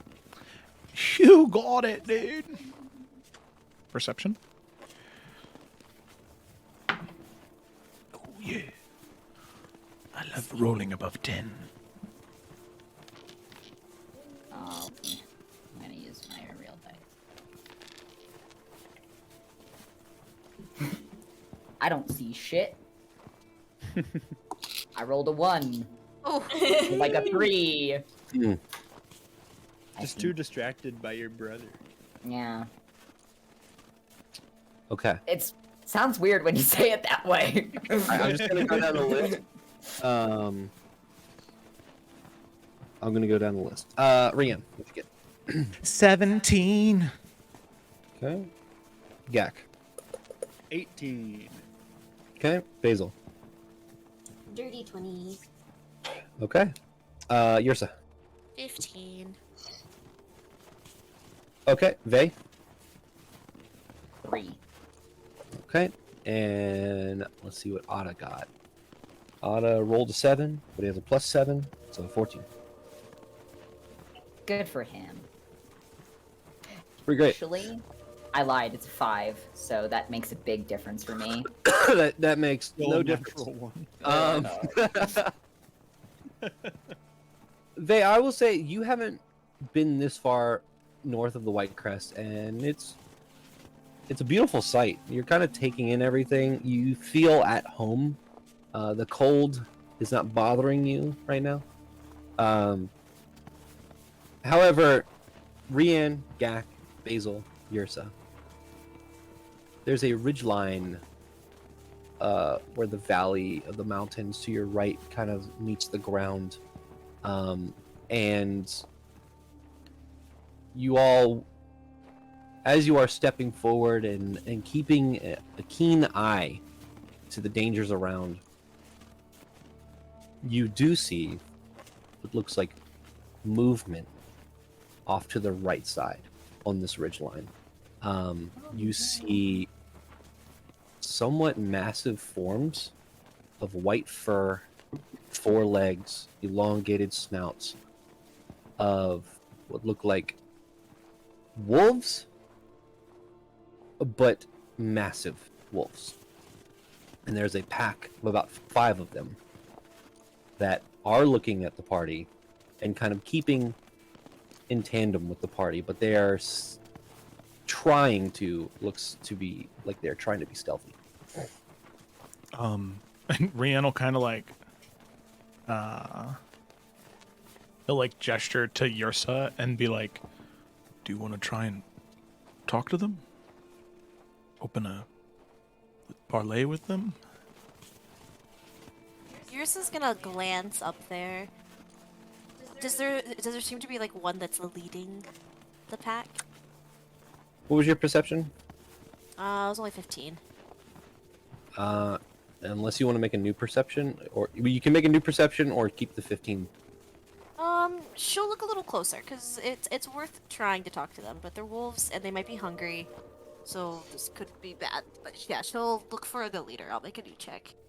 Okay.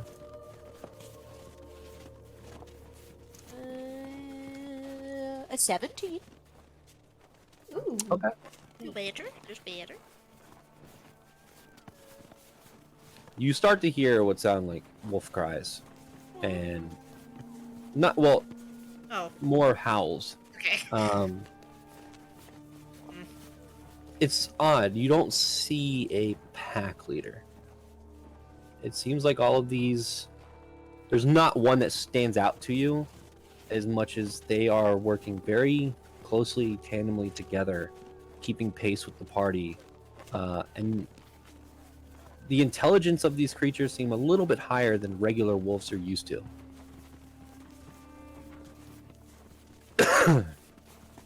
Yursa would just kind of... They're close. You think they're close enough to be like in earshot? Are they a little too far? I would say if you guys continue walking about 20 or about 10 more minutes, you will be, as the ridgeline kind of starts to like almost come in contact with the thing. Right now they're about 200 feet away. Yeah, Yursa would like pause momentarily just to like make eye contact with at least one of them, so they know that she sees them. She's not being aggressive. She's just gonna kind of look their direction and keep moving. And she'll look at Rian and say, "They could just be not used to seeing people up this far and are interested in what we're doing. If we can meet them up here, maybe I could talk to them and maybe they'll have some information. That's a really good point. Or they could be very hungry." That's also a good point. Well, I feel like maybe if they were really hungry, we may not all still be standing here, so maybe we could take that as a good sign. Well, they're stalking us, Otto says. What kind of things do they normally like to eat, do you think? Us. Normally? They've got to be starving. They've never eaten us before. God. Vay would chuckle at that. He's like, I think getting closer to it is probably not the best thing. They're most likely, you know, opportunist hunters. We could scare them off with a magic or send a firebolt their way and send them running. I was gonna say, Vay, you and I can do that minor illusion, and we made humans think that we weren't in a hallway, so we could probably do something to confuse the wolves, or make, like, if they have like a specific thing that they eat, we could make it look like it's behind them, and it's like, and make it look really tasty. They would like look and like look and be like, that is also an option. John, you said that Yursa could tell that they looked a little bit smarter than the average wolf. By a little bit. Okay. They don't seem like very intelligent as much as they seem like very good hunters. Smarter than the average of wolf. Yursa doesn't want to like hurt them if we don't have to, but it definitely does seem like they're hungry and they want to eat us. I do like Vay's idea. Shooting a firebolt or something to warn them and scare them off rather than actually killing them is an idea. It's a good one. Yeah, I suppose that's... In case their intention is not to talk, it's better to scare them from afar now, so... Gak, I think you're right. If you wanted to do something to at least frighten them, scare them away, I think that might be best. Did you say that they're on like a ridge? Yeah, they're like 30 feet up on this ridge line. They're kind of keeping low to the snow and using their white fur to camouflage themselves. So are they like on an edge, or is it just like up above? They're on an edge. Well, so you guys are in a valley, like this this kind of pathway, and then there's a ridge that goes up a little bit, about 200 feet away, and they're like following the party on the ridge, and the ridge eventually like comes down and like meets the path.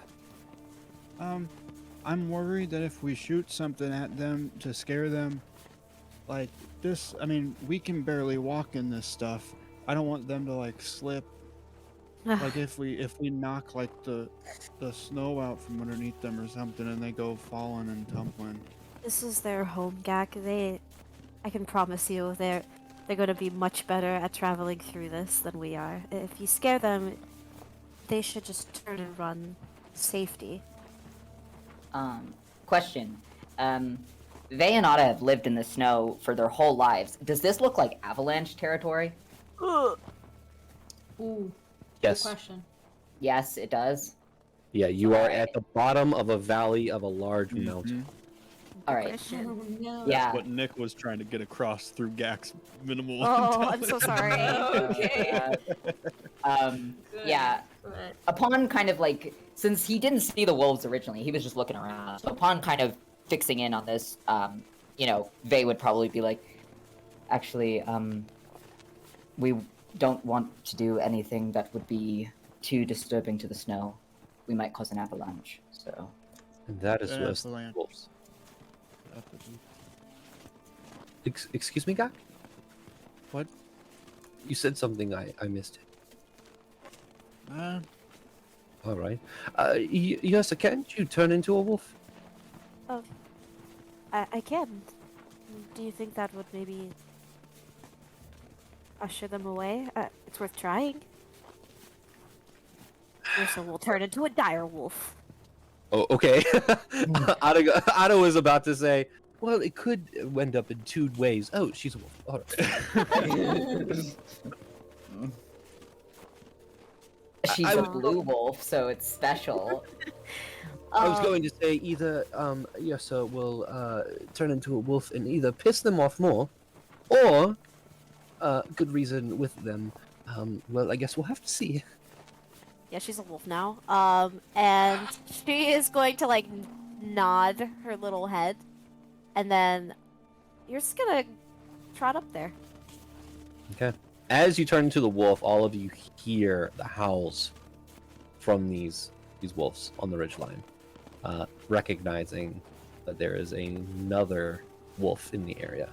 You're so also howl. They pick up speed, not running at the party, kind of picking up speed down the ridgeline. So you're going to go talk to them. Yes, that is her intention, and she will like howl in response, and she's approaching in a way that is as respectful as possible.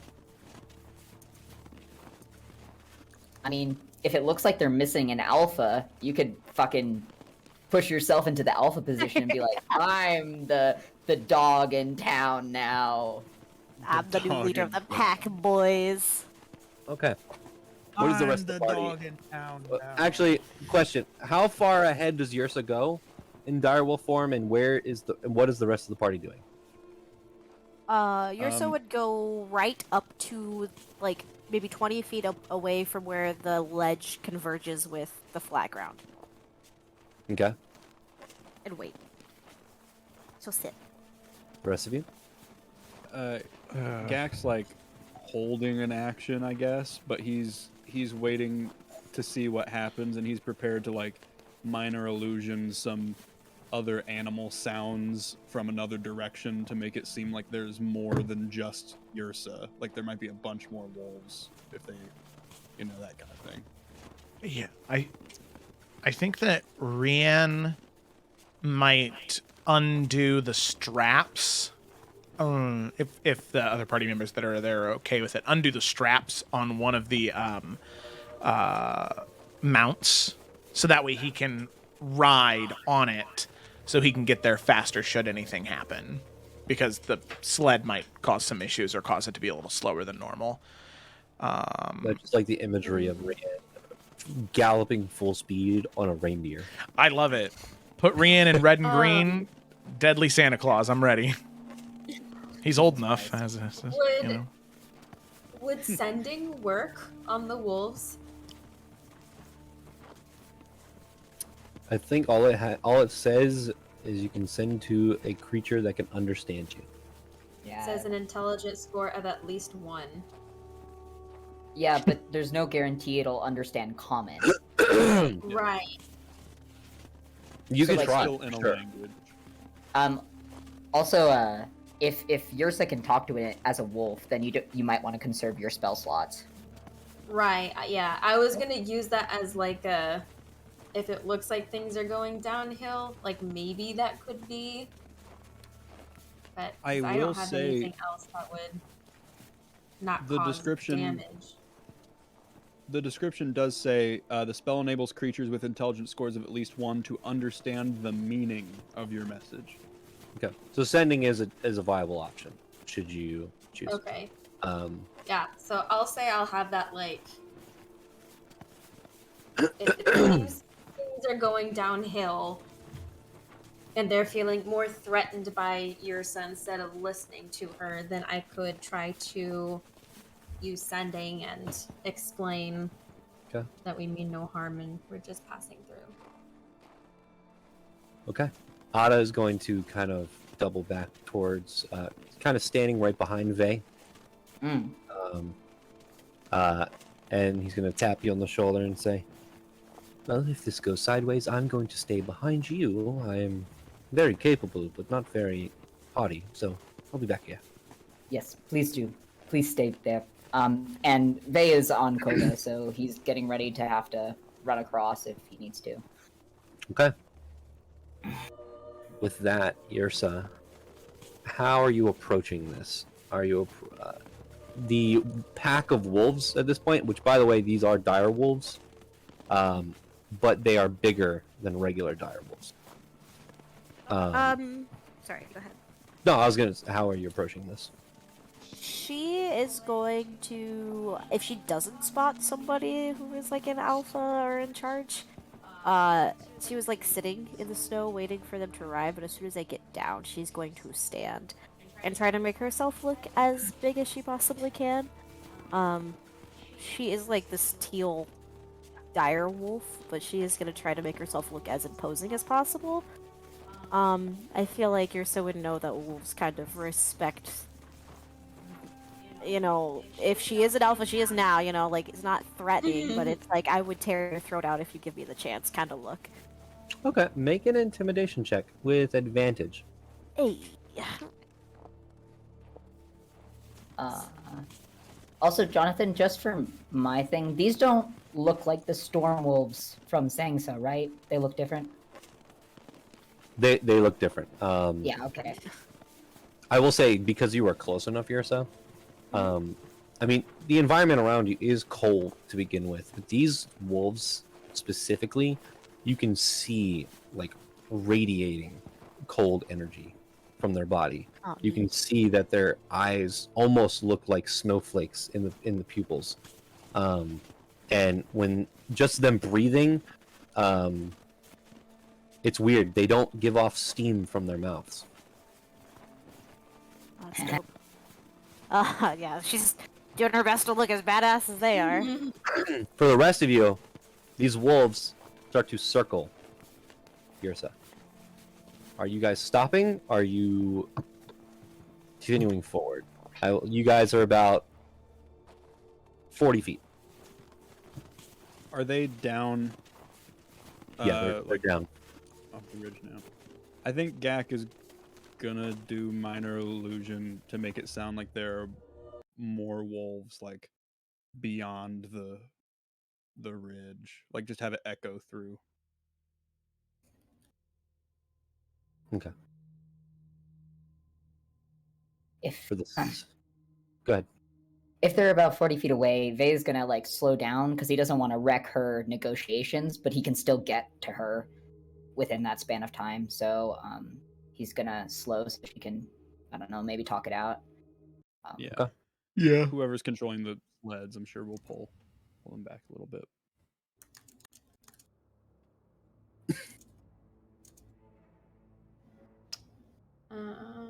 How many words is sending? 25 words. 25. So as these wolves circle you, Yrsa, you are able to understand them because you are a wolf. Mhm. You hear one of them. It's hard to. You notice that the ones that are talking to you are the ones that are behind you. As they're circling, you hear, "Who are you?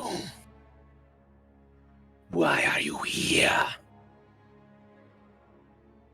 Yrsa would kind of, again, trying to be as imposing as possible, and obviously it comes out in wolf speak. My name is Yrsa Moonglade, and these are my friends. We do not mean you any harm. We are simply on our way to visit with Lady Gemcloak. We do not know this person. We are hungry.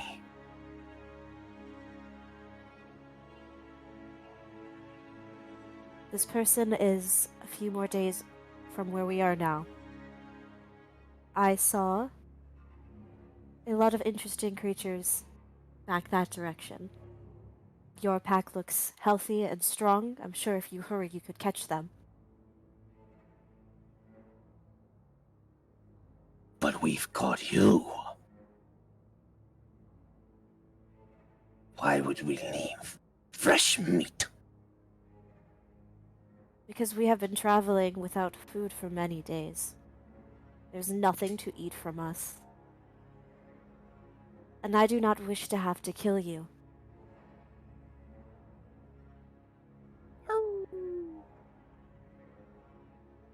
My pack is much stronger than yours. Make an intimidation check once again with advantage. Oh, well, Yeah, get fucked, bitch. Yeah. The sounds of The first one was echo rough. through the canyon. Yeah, you 20, hear- baby. You hear them like not like growls and barks, like kind of like being very aggressive towards Yrsa. Most all of you are like grasping your weapons and getting ready for a fight at this point. Fuck 'em up. You got a dirty 20. Hell yeah, baby. 18 plus 2.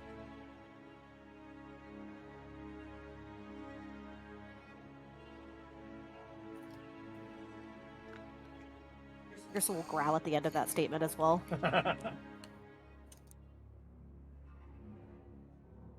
As Yrsa growls, you all don't hear what's being said, obviously. As Yrsa growls, you watch the circle of wolves around her like kind of break off a little bit, like taken back, and they kind of like dim their heads down, like in a defensive stance, which was aggressive at first and now is waiting for Yrsa to attack them almost.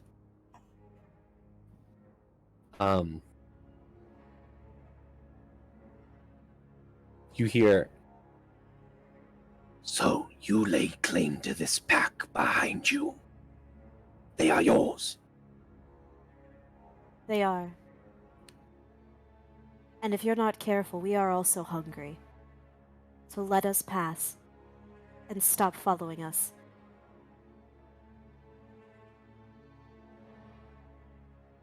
you hear the howls of wolves.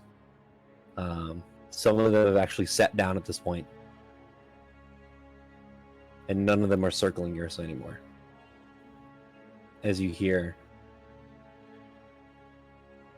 We shall leave you alone. But this is our territory. Leave. You will find food elsewhere. We will be gone. Faster than you see. they all stand up, howl, and they all take off up the ridge, around the corner, and disappear.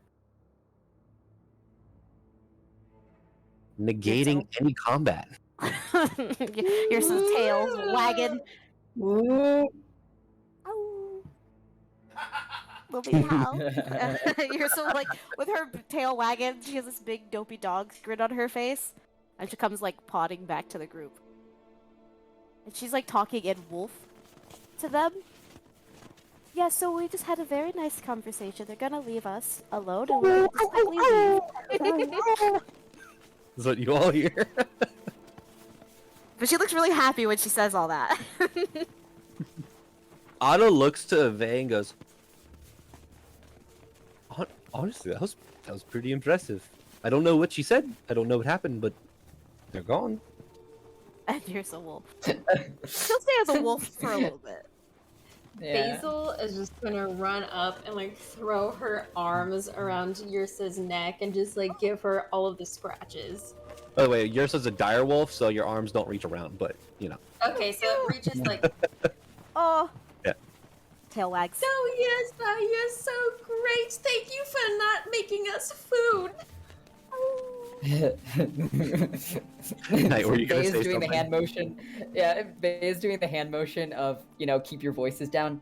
Let's not have to outrun an avalanche, guys. But he'll lean back to Ada and just, yes, she's quite capable. More than capable. Cheers. I feel a little better. Well, let's continue. Okay, well, we get back to the travel. You guys aren't fighting any wolves right now. Hell yeah. Good job.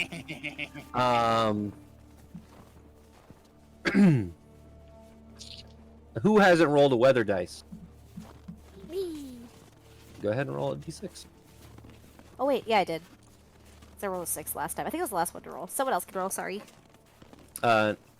Knight's rolled. I think everyone's rolled.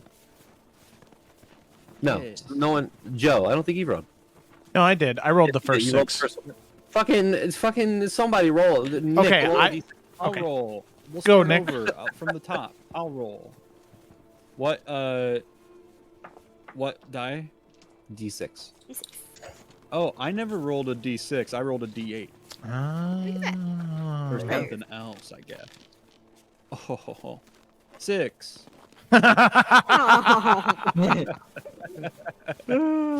Yay! Clear skies once again. Vey, I didn't realize your hour home was 5. so neutral. That's great. This is the easiest part that I've ever had since I've known you guys. This is the best part and easiest part of the adventure. Oh. I hope it doesn't Okay. change. Why would You continue on your journey. Hour 5. The temperature drops yet again as you travel northward.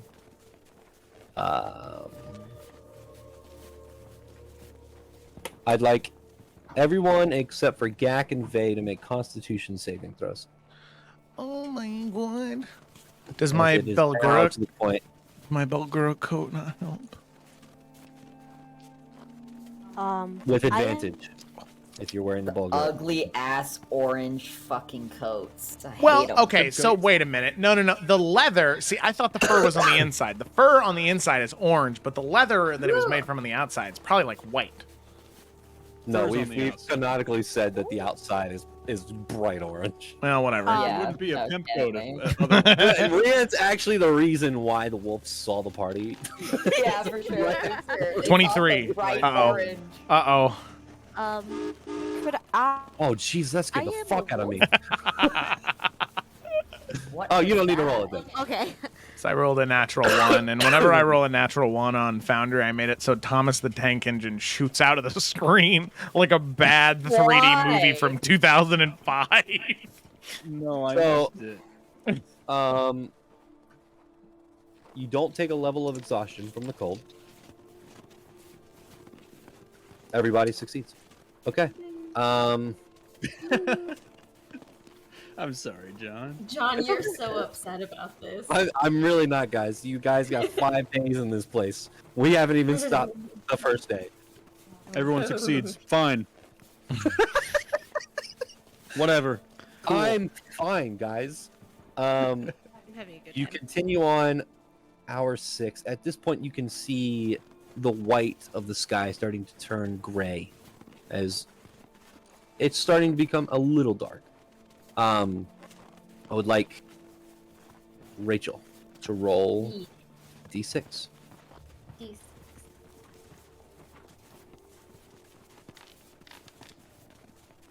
Fucking funny. The snow begins to fall ever so slightly. Yay! Why do you guys just keep rolling 5s and 6s? What the fuck is this? Alright, I'm a little Yeah. pissed, alright? That's hysterical. You know what? I'm changing it. You know what? Mixed up. You're changing the table? Yep, I'm moving them around. So that way the likelihood of us rolling clear weather has increased again? Yeah. You leave him alone. God damn it. Whatever. No one can roll 6s anymore. Take it off the Roll a die. D5. The next hour goes by, and again, you guys can talk amongst yourselves as you're going around about this, like, if you so choose. At this point, you have gotten onto a path that is farther and farther away from the ridgeline of this mountain. We're no longer in avalanche territory. You continue onward. The trees are no longer in front of you. There are no trees around you at all at this point. However, in the distance, you do see like the shimmering blue spires kind of jutting out from the land beneath. Vey, you would actually know what is ahead of you all. It is called the Valley of Glass. It is a large valley with these crystals that are kind of protruding from the ground itself. It is the area of which some of the Vonder do travel to obtain these crystals from the creatures that you are aware of, these kind of crab-like creatures that have crystals on their backs that grow these crystals. It is also known that below the surface is a large network of these crystals themselves. And it is called the Valley of Glass because it reflects not only the ground beneath you reflects like glass, but so do these crystals. And that is miles, about a mile-ish or more ahead, but you can see them just because of how flat the land is now. Hour 6. Night. Roll a d6. I will say also, Vey will say that, explain it to the party so they're not like, what the fuck is that? Please roll.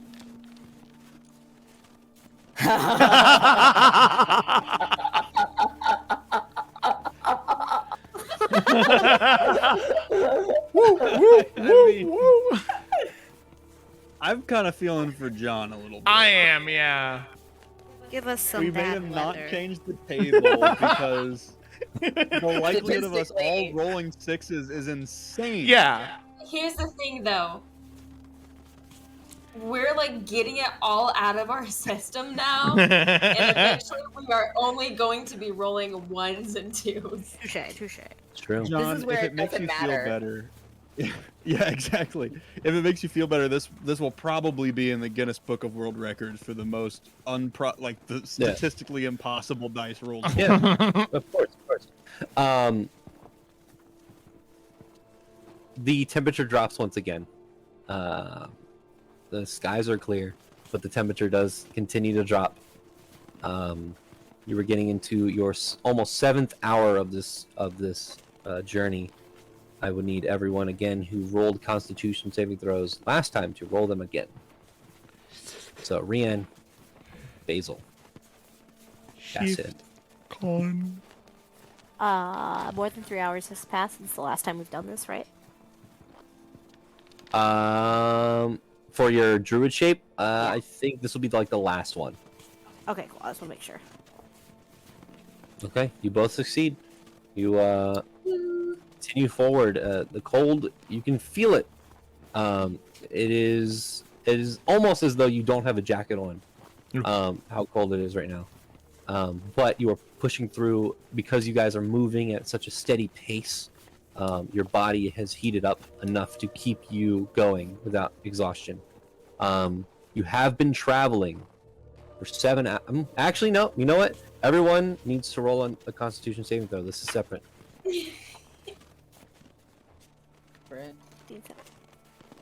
Noise. 16. Oh! Yak, no! Oh no! No, Basil, no! Catching up to Basil's us. dice on the virtual tabletop. Basil's dice hit mine and it flipped mine over to a 12. It did. It did. I Oh. watched it. Oh. So it'll Wait, be wait, it'll be on the wait. stream too. Also, if anyone's standing close to Vey, Oh. you can add the aura if you would like. How close? I don't know how that works. It's 10 feet. You have to be within 10 feet of Vey. So Vey is obviously, both of the thingies, the sleds. I don't want to say carts because I don't want John to eviscerate me. Both of the sleds are next to each other, Sled. and then in between the two sleds is Vey. So everybody gets the bonus. Obviously. Sure. Everyone, you guys are traveling. You guys can be within 10 feet if you would like. Oh. What is it that we add? 3, right? It's a +4 Oh, on your saves. So 10. That 9. will make Basil just succeed. Gak, on hour 7, you have been traveling so long, and you're a larger individual. Your stomach is rumbling. You have not eaten. None of you have eaten for the past 7 hours while traveling through the snow. Luckily, all of the rest of you are pushing through. Gak, you get a point of exhaustion. Can I check on Chip? Aw. Chip, are you doing okay? Gak's gonna kind of look down, and Chip looks fine. Yeah. Hey, you're looking a little blue. He disapproves of that joke. I know you're always.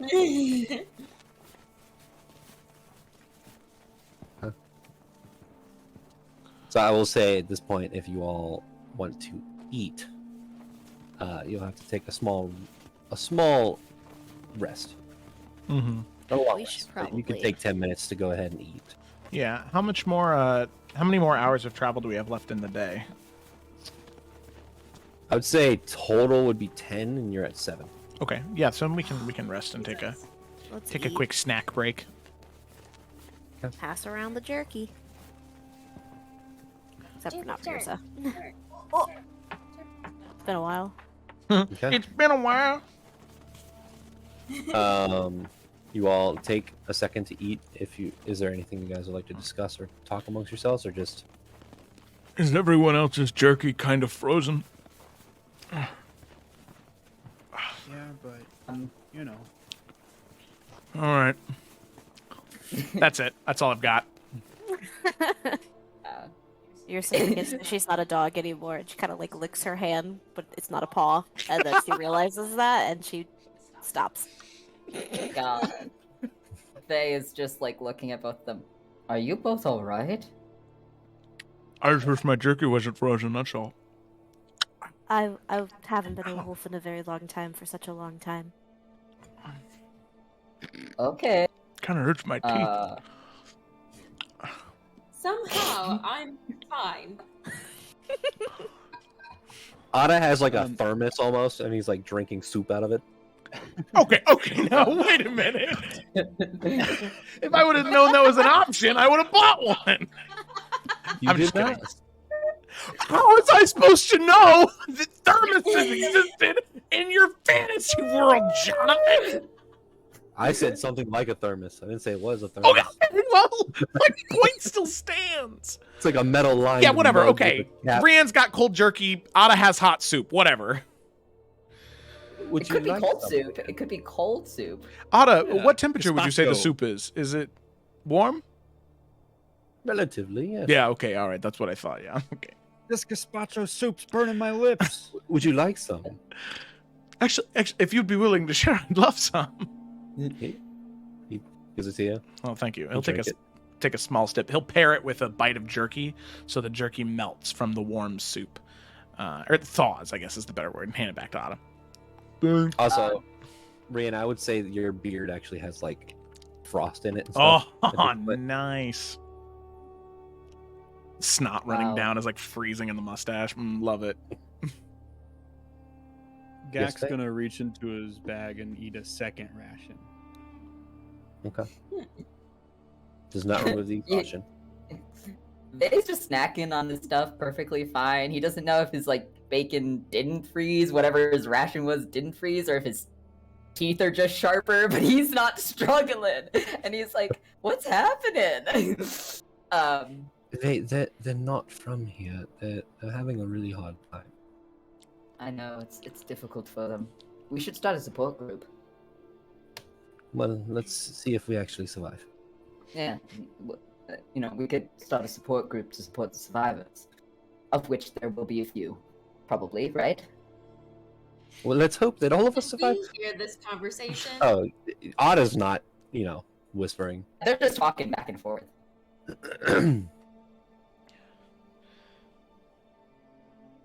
Yes. He Going sees to that you're looking survive over. just to create a support group for people who had to deal with you two on this.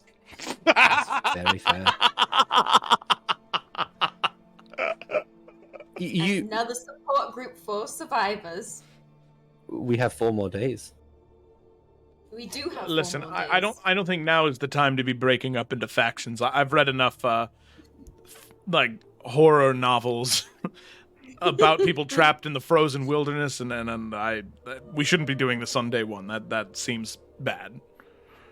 No, I fully agree, especially because I'm the one with horns and fangs. So, like, if I had to eat all of you, I feel like I would be the best one to do it. Well, Yursa can turn into a wolf. Well, she can help me then. Oh. Well, she's a vegetarian! And she, like, turns and, like, points at yourself, like, what the fuck are you talking about? She's not gonna eat you! Yeah, yeah. Yursa smiles very innocently. I don't actually like meat, Rian. You know this. That's a good point. See? I'm the best option. So then, if something does happen, we need to kill Vey first, then. All right. I Otta, would right? like you try. Otta, oh, I thought you'd be on our side. You grew up with him, Why would after I all. be on your side? You grew up with him. Perhaps we could all just maybe make a snow person or some snow angels. That sounds fun. Yeah, let's build a snow person. That seems like a more healthy activity. I'm only joking, of course. Of course. Wait, why'd you say it like that, Vey? I didn't I'm say. not joking. I We didn't know. think the insanity We'll was throw talking a out. snowball at Rian. Oh, that is gold. Why is it going down all of the wrong crevices? Jack, let's go make a snow Oh, God. Okay. Oh. And as they walk away to make a snow person, in front of Rian, he sees Gak's mage hand pick up a snowball and throw it at him. Oh, no, it's going down the no. Wow, it seems like you're all splitting into factions too. Rian, how's it feeling? It's cold, Vey. It's very cold. I miss Akari. Akari was the only person who was on my side.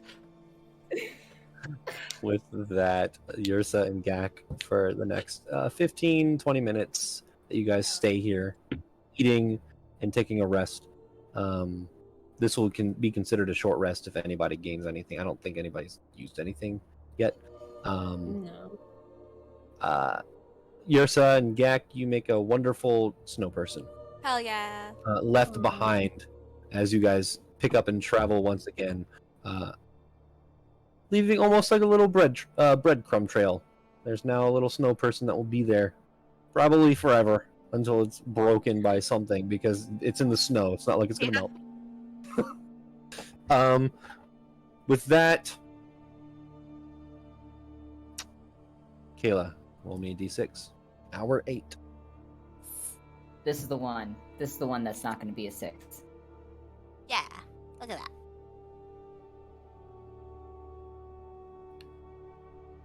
Sorry, team.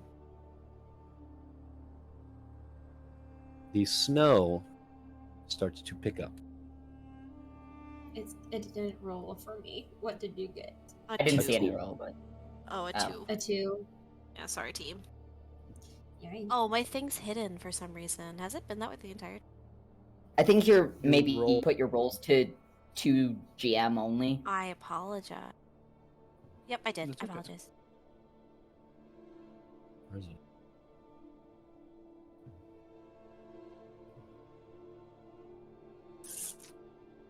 No. There it is.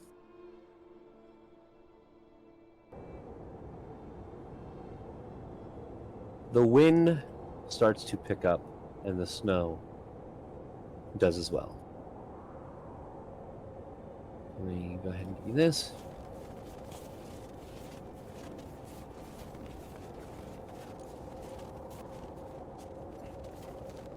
Hold on. Set the scene. Boom. Okay. As you travel forward on the 8th hour, even those who have resistance to cold are feeling its effects. You can feel the chill at this point. It is probably around negative 20 to 30 degrees at this point. Everyone who doesn't have resistance to cold, I need you to make a Constitution saving throw. So that's 18 actually. Yoff Tian. Okay. Is that with You guys- base plus 4? Oh no, I didn't. Oh no, that's a 19. Oh, Basil, so resistance to the cold. 26. Just pure willpower. She's like, I will not feel this. God. It's just so funny because I feel like everyone like just kind of, for some weird inexplicable reason, gathers around Vey and then just leaves, and then gathers along this mountain road. We can just feel Jack's when it's probably getting hanging close. around Bay the whole time. Yeah. Oh. I don't know. Maybe the aura feels warm. You know? Maybe that's the thing. The snow at this point starts to pick up, and in front of you, what you did see, the crystals from the ground are now obscured by the blizzard coming your way.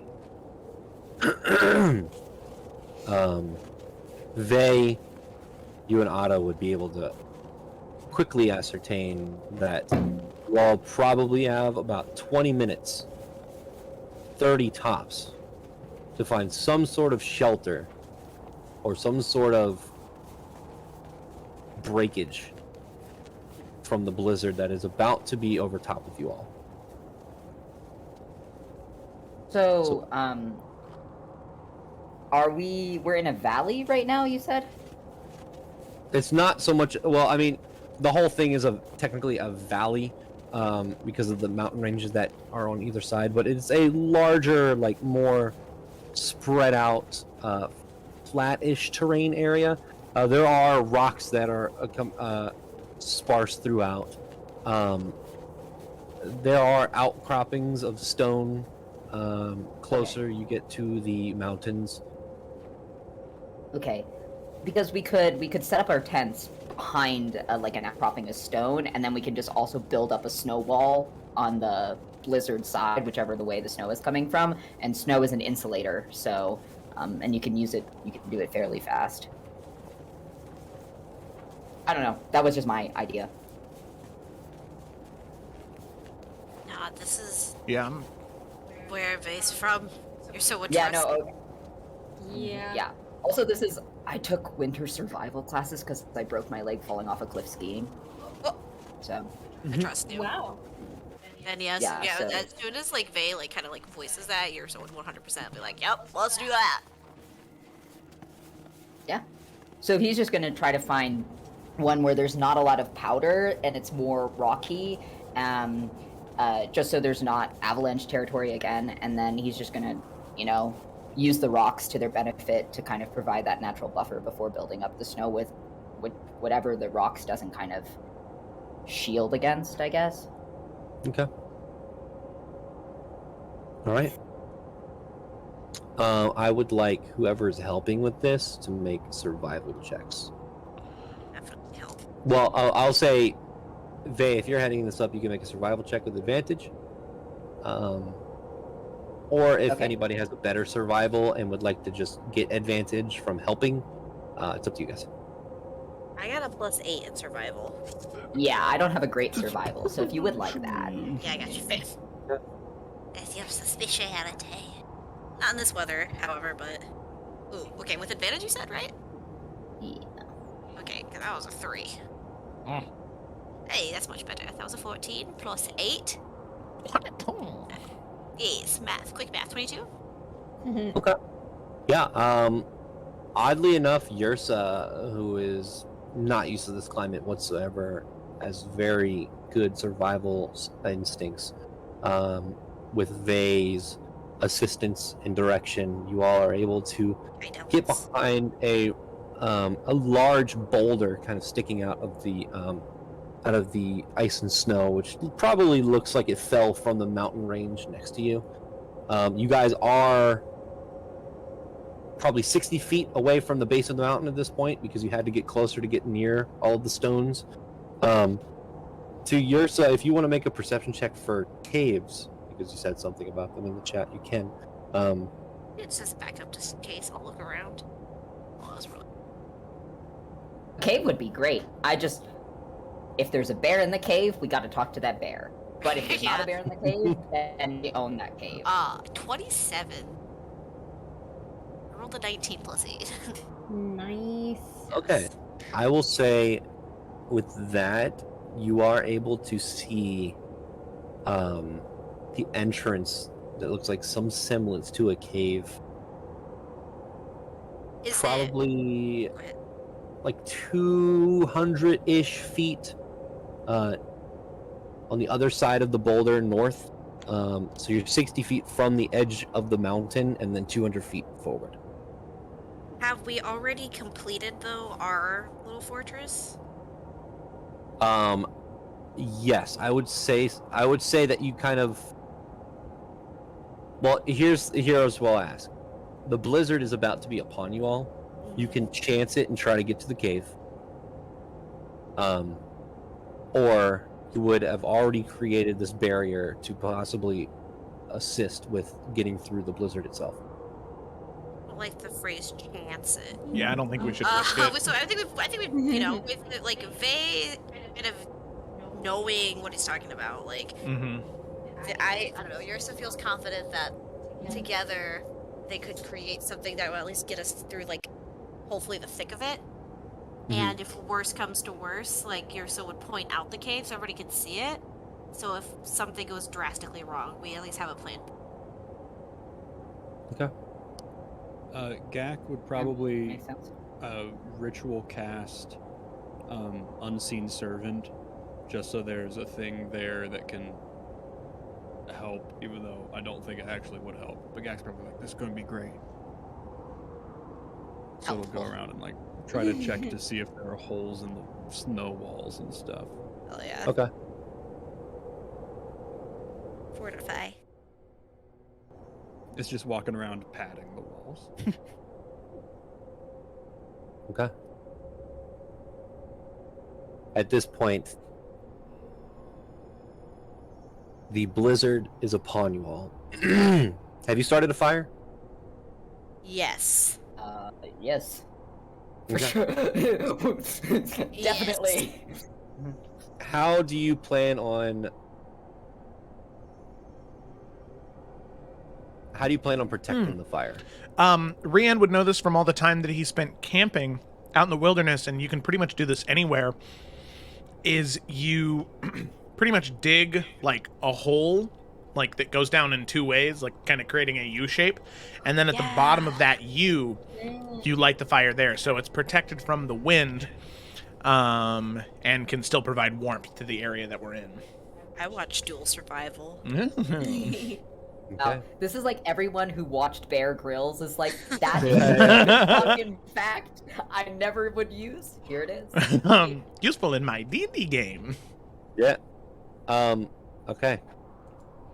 As you all prepare, the wind, you can hear battering the stone behind you. You can actually see chunks of the stone itself kind of fly off into the distance. The wind at this point is probably around 80 to 90 miles an hour, with a very, very strong downpour of snow and ice. The chill that overcomes all of you, even those who are resistant to cold. It is those who are resistant to cold don't feel it as much, but those who are not, it feels like the cold has reached your bones. It is hard to tell whether or not the steam leaving your body is the steam leaving your body, or is the wind that is kind of coursing around your camp currently. The reindeer Babies. are getting a little bit more battered than you all because they are bigger creatures, and the boulder is not massive. At this point, you can see no further than 10 feet in front of you, as it is just white all around. Yrsa would do her best to kind of like huddle with the reindeer to try to keep them as calm as possible during all of this. Rian would do the same just in case he can help at all. Get some soothing words. Mm-hmm. Okay. Constantly feeding them berries. You all stay here. Actually.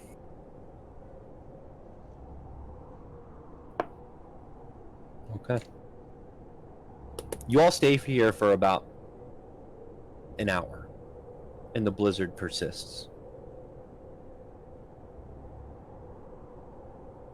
You stay here for 2 hours. The blizzard still persists.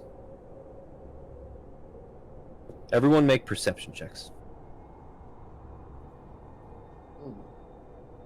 Well, Okay, that's a 7 out of 1. I am again sitting in a dark bathroom, so. Ooh. Yeah. 17 plus. What is my perception? Mom.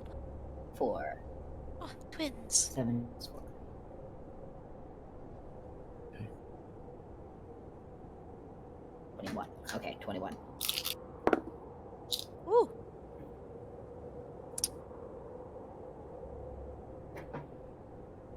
Okay, let me just go down the list. Rian, 25. Gak, 13. Basil, 24. Yrsa, Also 13. and Vey. 21. Okay.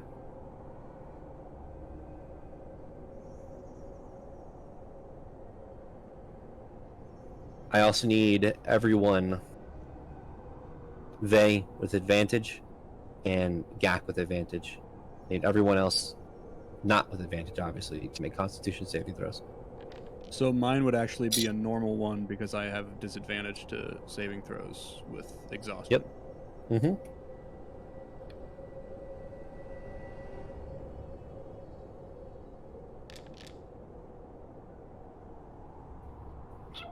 Hazel is going on sheer willpower right now. Yeah. Oh, I'm not adding the +4. 17, 18, 19, 20. Oh, 20. I'll say, did anybody roll lower than a 12? Yes. Oh, Gak. You take another point of exhaustion, Gak. My boy. As, although you are resistant to the cold, you are not immune, and it is very cold. Gak, you have disadvantage on all ability checks with 1 level of exhaustion, not saving throws. Oh. You don't get a disadvantage on attacks and saving throws until exhaustion level 3. Okay, so roll again. Oh, ability checks. You're right. Yeah. Oh, nice. It didn't show up for you guys yet, but it's gonna be so sick when it shows up. Please tell me it's a natural 1. Oh, buddy. Oh, yeah. Okay, you don't take an exhaustion. Brr. Yeah. Okay. I'm not cold. Quote Elsa from Frozen. She turns Rian. around. I'm not cold.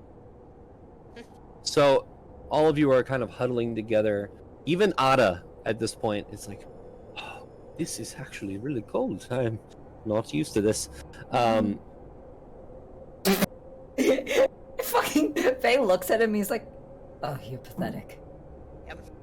Shut up. Howdy. You watch he like snaps his finger and like a little fire starts in his hand. He's like, that's better. The drama. Rian and Vey would see this, but Basil would see it first.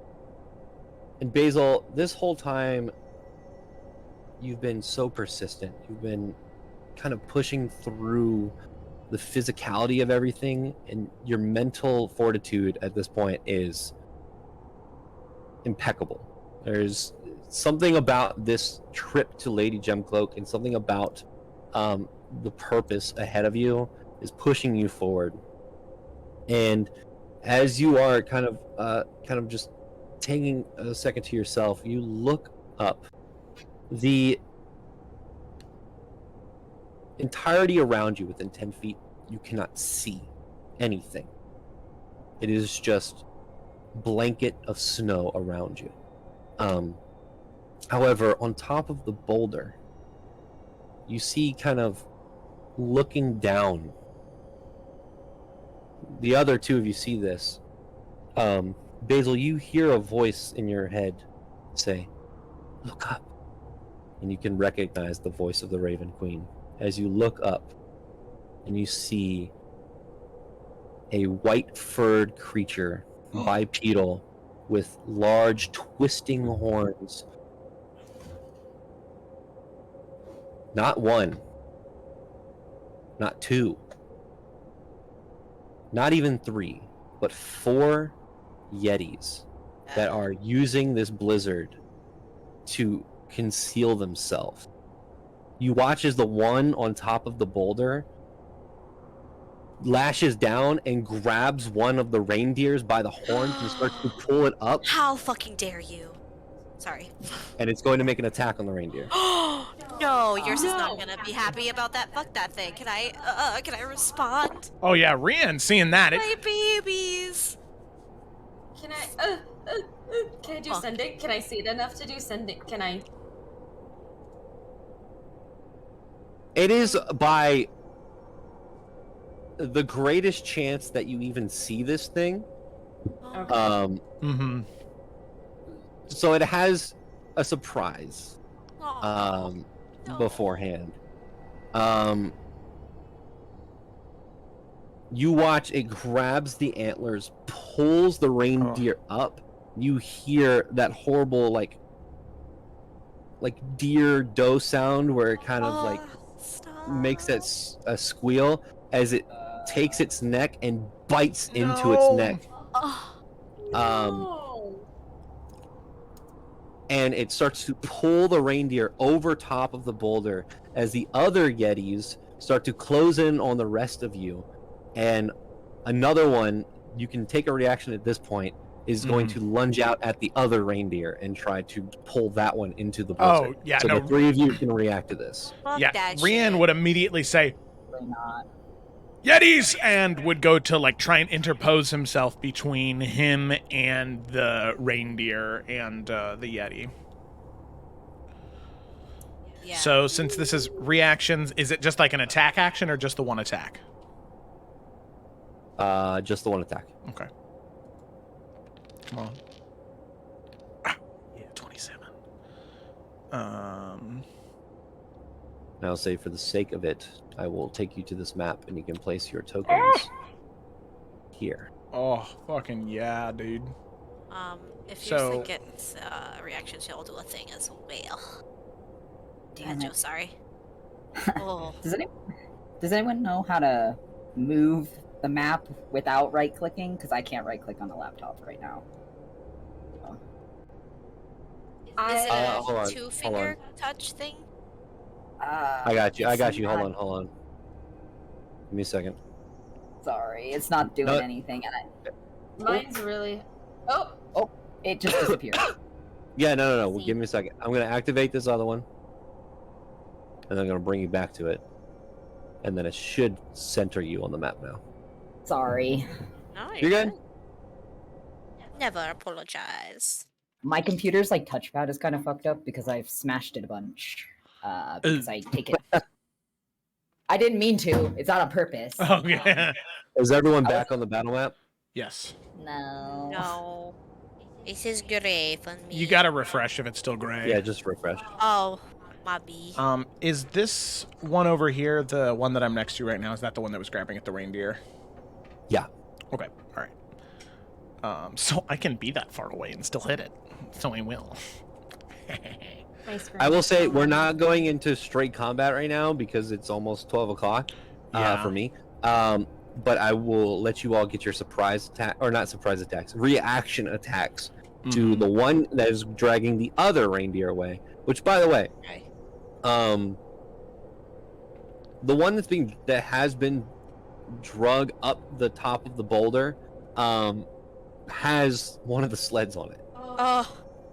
Oh no. Actually, both of them have the sleds because you haven't detached them, and you kind of just took this moment to like shelter yourselves, which is actually a good thing because it makes it heavier. So the Yeti who was pulling up the one and bit the one in the neck doesn't have them over top of the boulder at this point. I will say, Rian, 27 hits. Yeah.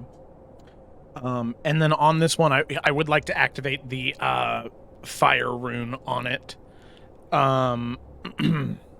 So it takes an additional 2d6 fire damage and has to make a strength saving throw, which I'm sure it will, DC 14.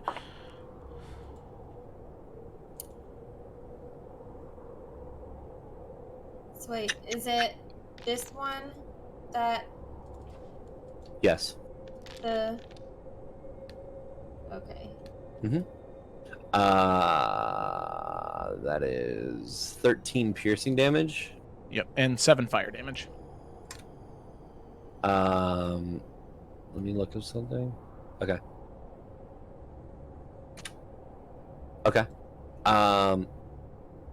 I'll note that. Is anyone else doing anything reactionary? Yes. Yeah. Mm-hmm. Vey is gonna try to back up Rian, I guess, to try to save the poor reindeer. These are ice dancers, so he's pretty upset that one is going to die.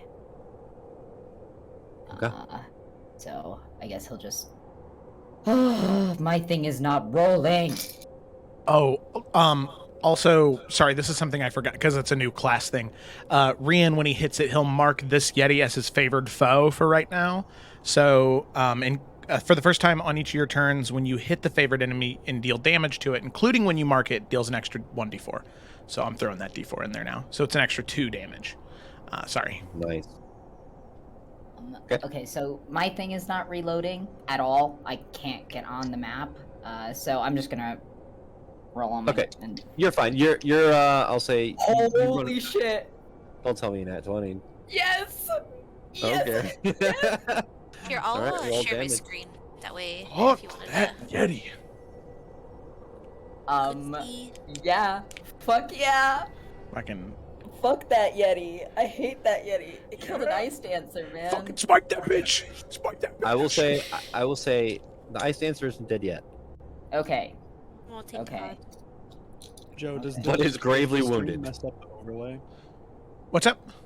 Oh shit! Does the Kayla streaming mess up the overlay? Are you already streaming? Yeah. No, it didn't. Yay! Yeah. Sweet. Why Okay, is roll my damage. muted? Okay. Dude, I've never rolled damage with real dice before. This is stressful. Does someone else want to do it for me? Yeah, I got Are you man. being? Thank you. What is it? Fucking... It's a paladin crit. I don't know. It's fucking. Are you It's smiting at all? 1d8. Yeah, he's gonna smite. If he Oh. crits, he's gonna smite. So it's 1d8 plus 5. D8. Shit. I'm so sorry. Well, Wait, here, wait, I'll wait. I'll do it. I'll do it in the virtual dice roller. Oh. Oh. Okay. Okay, yeah, no. And then, so it's... You got it, Joe? Yeah, I got it. So it's. Oh my I'll just God, I'll do it all and together so that way 2d8 it for his adds. smite. So it's 2d8 for his smite. 2d8 And then it's- plus 16, 30, 24. Right? Total. Well, no. Plus 24 because it's a crit. So 1d8 plus 5 plus 2d8 plus 24 because 3 times 8 is 24, right? Yeah, okay. So this thing grabs the reindeer and 41 damage. Rian slices down, and you see as you slice down Rian, the blood that trails off gets immediately picked up by the blizzard itself. And then turns to ice as you just see red start to just kind of like get grabbed into the blizzard itself. And then Vey running over, being so pissed off that this thing was about to kill a ice dancer. Man, you kill this thing. Yeah, Vey! Oh my god. Vey, you take out the new sword that you were just given from your by your mother, and there's this bright light that extends from it, and you strike down, and you watch almost like the scene in Star Wars where Luke cuts off this thing's arm. The Yeti's arm gets detached, and that also, as it gets detached, gets picked up by the blizzard and flies off. As the Yeti grabs its arm, as it lets out this horrible scream, you grab one of its horns and pull it down into your blade. The blade going straight through the chin, through the head. As you release the blade, the Yeti falls down onto the ground with blood just kind of smearing into the white snow beneath it. Well, this one's dead. Christ. Yeah. That's what you get for touching a pet. Um, Fuck you. Damn right. I will say, Gak, Basil, you can go ahead and make a reaction to this. Well, I'm glad they went first because my reaction was very based on where we're at. Let's see. What's the next closest one? Nick, do you have a reaction that you're gonna do? Yeah. For some reason, I don't know if I'm doing something wrong, but it's not letting me select my, like, move my character because it says my game's paused. Oh, I don't shit. know why. There you go. Oh, there we go. Yeah, Gak will probably turn around to the one behind him, and he'll just like stand right here adjacent to Basil, and then he's gonna cast Burning Hands. Okay. What kind of cone is that? It's a 15-footer, Okay. and I think it's a Dex 14. Alrighty.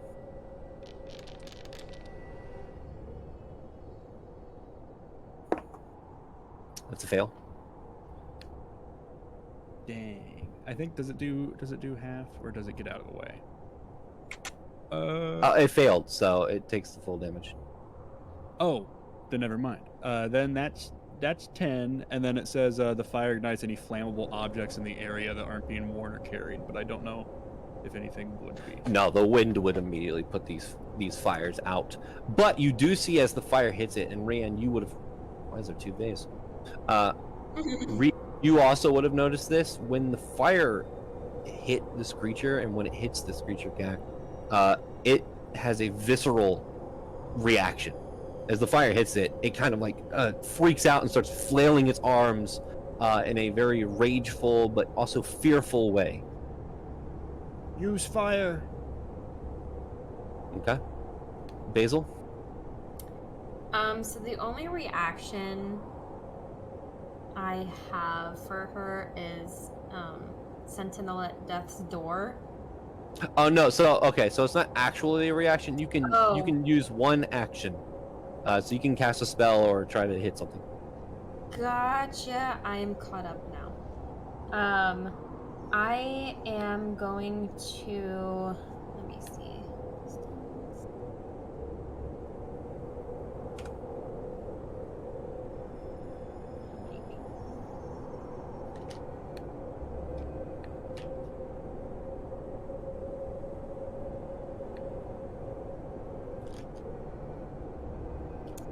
I'm going to go ahead and bless Gak, Ada, and Rian. Nice. Virtual tabletop not found. Why? Yeah, it's okay. You don't have to cast it. Just mark off a spell slot. Where's Bless at? There we go. Blessed. You said Rian? Rian, Ada, and Gak. Alright. Okay. I don't think Yrsa's prone. Did Yrsa No. get a reaction yet? Not yet. Okay. Yrsa, go. So you would consider this stormy conditions, right? Yes. Yes, I will. I'm gonna do call lightning. Okay.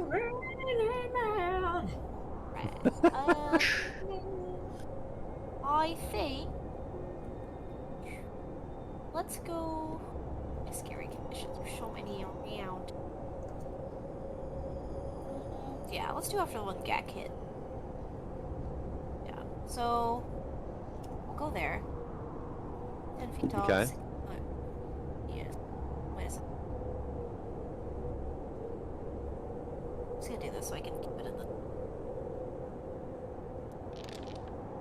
Ah, yes. We love low damage. And it didn't even do the post of the thingy. But I get an extra D10 for the stormy conditions. Yeah.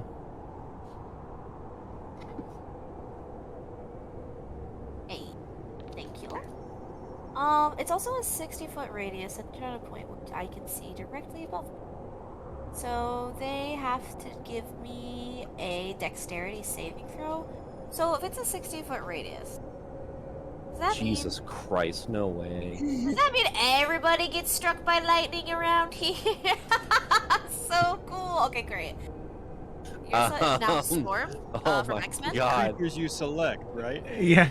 Oh yes, Oh, not my friends. Jesus. Holy fuck, 6 that's foot radius.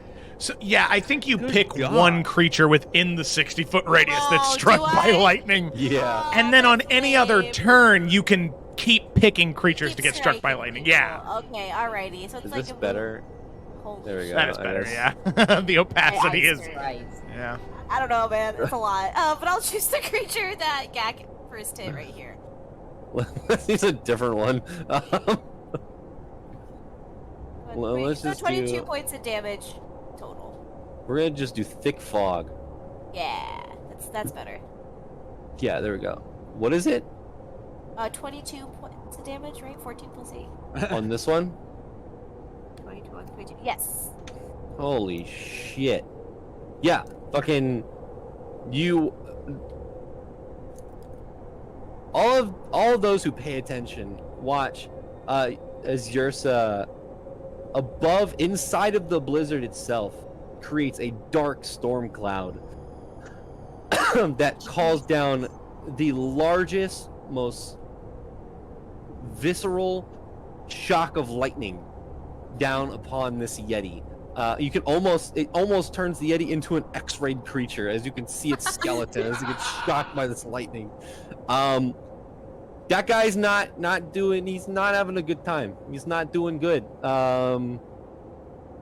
But with that, as you have all, oh yeah, Ada gets one. Are you sure we're not going to combat? No, this is the reaction, and then we're gonna go to combat next. What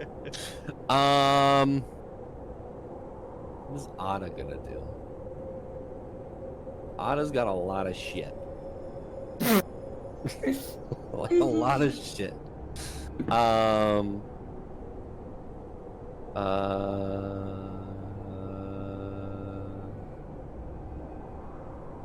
Yeah. No, that's not what he's gonna do. Oh my god. You know, we're just gonna keep it simple. We're just gonna keep it simple, and you watch as Ada, kind of places both hands together and kind of twists them. And as he twists them, you watch this magical energy appear at each fingertip as a barrage of magic missiles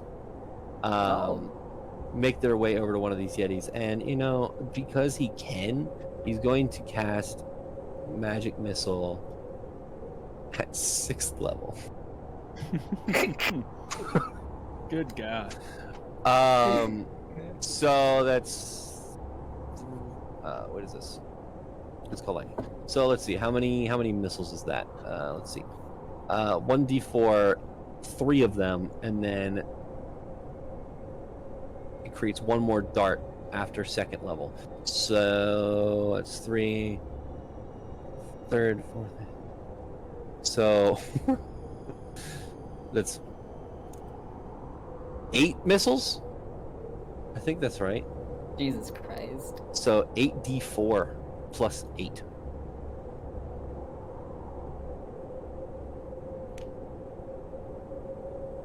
Oh wait, shit. Why isn't this letting me do it?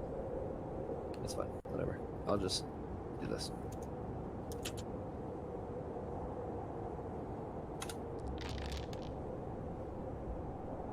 Yeah. And you watch as these barrage of magic missiles strike this Yeti, creating a crater in its chest, as eventually, one after another, as they hit, taking away flesh after flesh, it eventually creates a hole in the chest of this Yeti that you can see straight through as this one falls to the ground dead. I love the blood splatters. Yeah, I do too. Is that do the magic missiles, just as a quick thing, do they look similar to like how Gak's magic missiles looked? No. Okay. These looked like shards of ice. That it's almost like these missiles kind of formed in midair and then just shot straight at this thing. But they look like very small shards, like almost daggers of ice. So with that, we're gonna roll initiative, and then we're gonna end the session. I promise. Oh, why? Oh, but it didn't. But there's no initiative tracker active. But I Well, rolled there's no me and initiative Gak both rolled natural 20s. I don't know how to do Ian and I this. both rolled national 20s. I don't have my virtual tabletop either. Why is it not working? Nothing's working. We'll write it down. Ooh, Look at all- best team. Oh my god. Hey. Okay, team. Oh. Action. Oh, I We're just saw all pissed Basil. that it went after that fucking reindeer, man. We're like, just saw not the Basil's fucking reindeer, initiative. you stupid bitch. Not our babies. Yeah. There's so much going on, my computer is lagging. Yeah, Aw. mine is miserable too. I My have computer. my stream up if you guys would like to just watch that. Stay. Not your fan. Can I remove this? Am I There we go. Did I'm my gonna. initiative pop up? Yeah, okay. Yeah. It might have on D&D Beyond. I don't see it in here. Okay. So, well, I got 7. Oh. I got 7. No, I didn't mean to do that. How do I do this? Okay. Oh my god, you're rolling from my sheet? No, I didn't mean to do that. Okay. I'm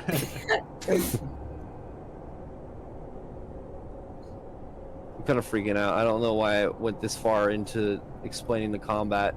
I could have just did this all next week. Good. What did Basil get? 7? 10. Okay. Let's see. Yursa, what'd you get? What did I get? Let me scroll up. 19. 19. Okay. Rian, natural 20. 24. What's the total? 24. Okay. Otta got fucking nothing because I didn't fucking roll. You've got a week. There we go. Oh shit, he rolled really Oh my well. god. Gak. 20 plus 0. So 20. Okay, cool. But it was a natural 20, and I wanted you to know. Okay. Okay. So yeah, we're gonna end the session here. We're gonna pick up next week as what appears 3 Yetis are attacking the party. One of which has grabbed one of their ice dancers and is starting to eat it. Not on our watch.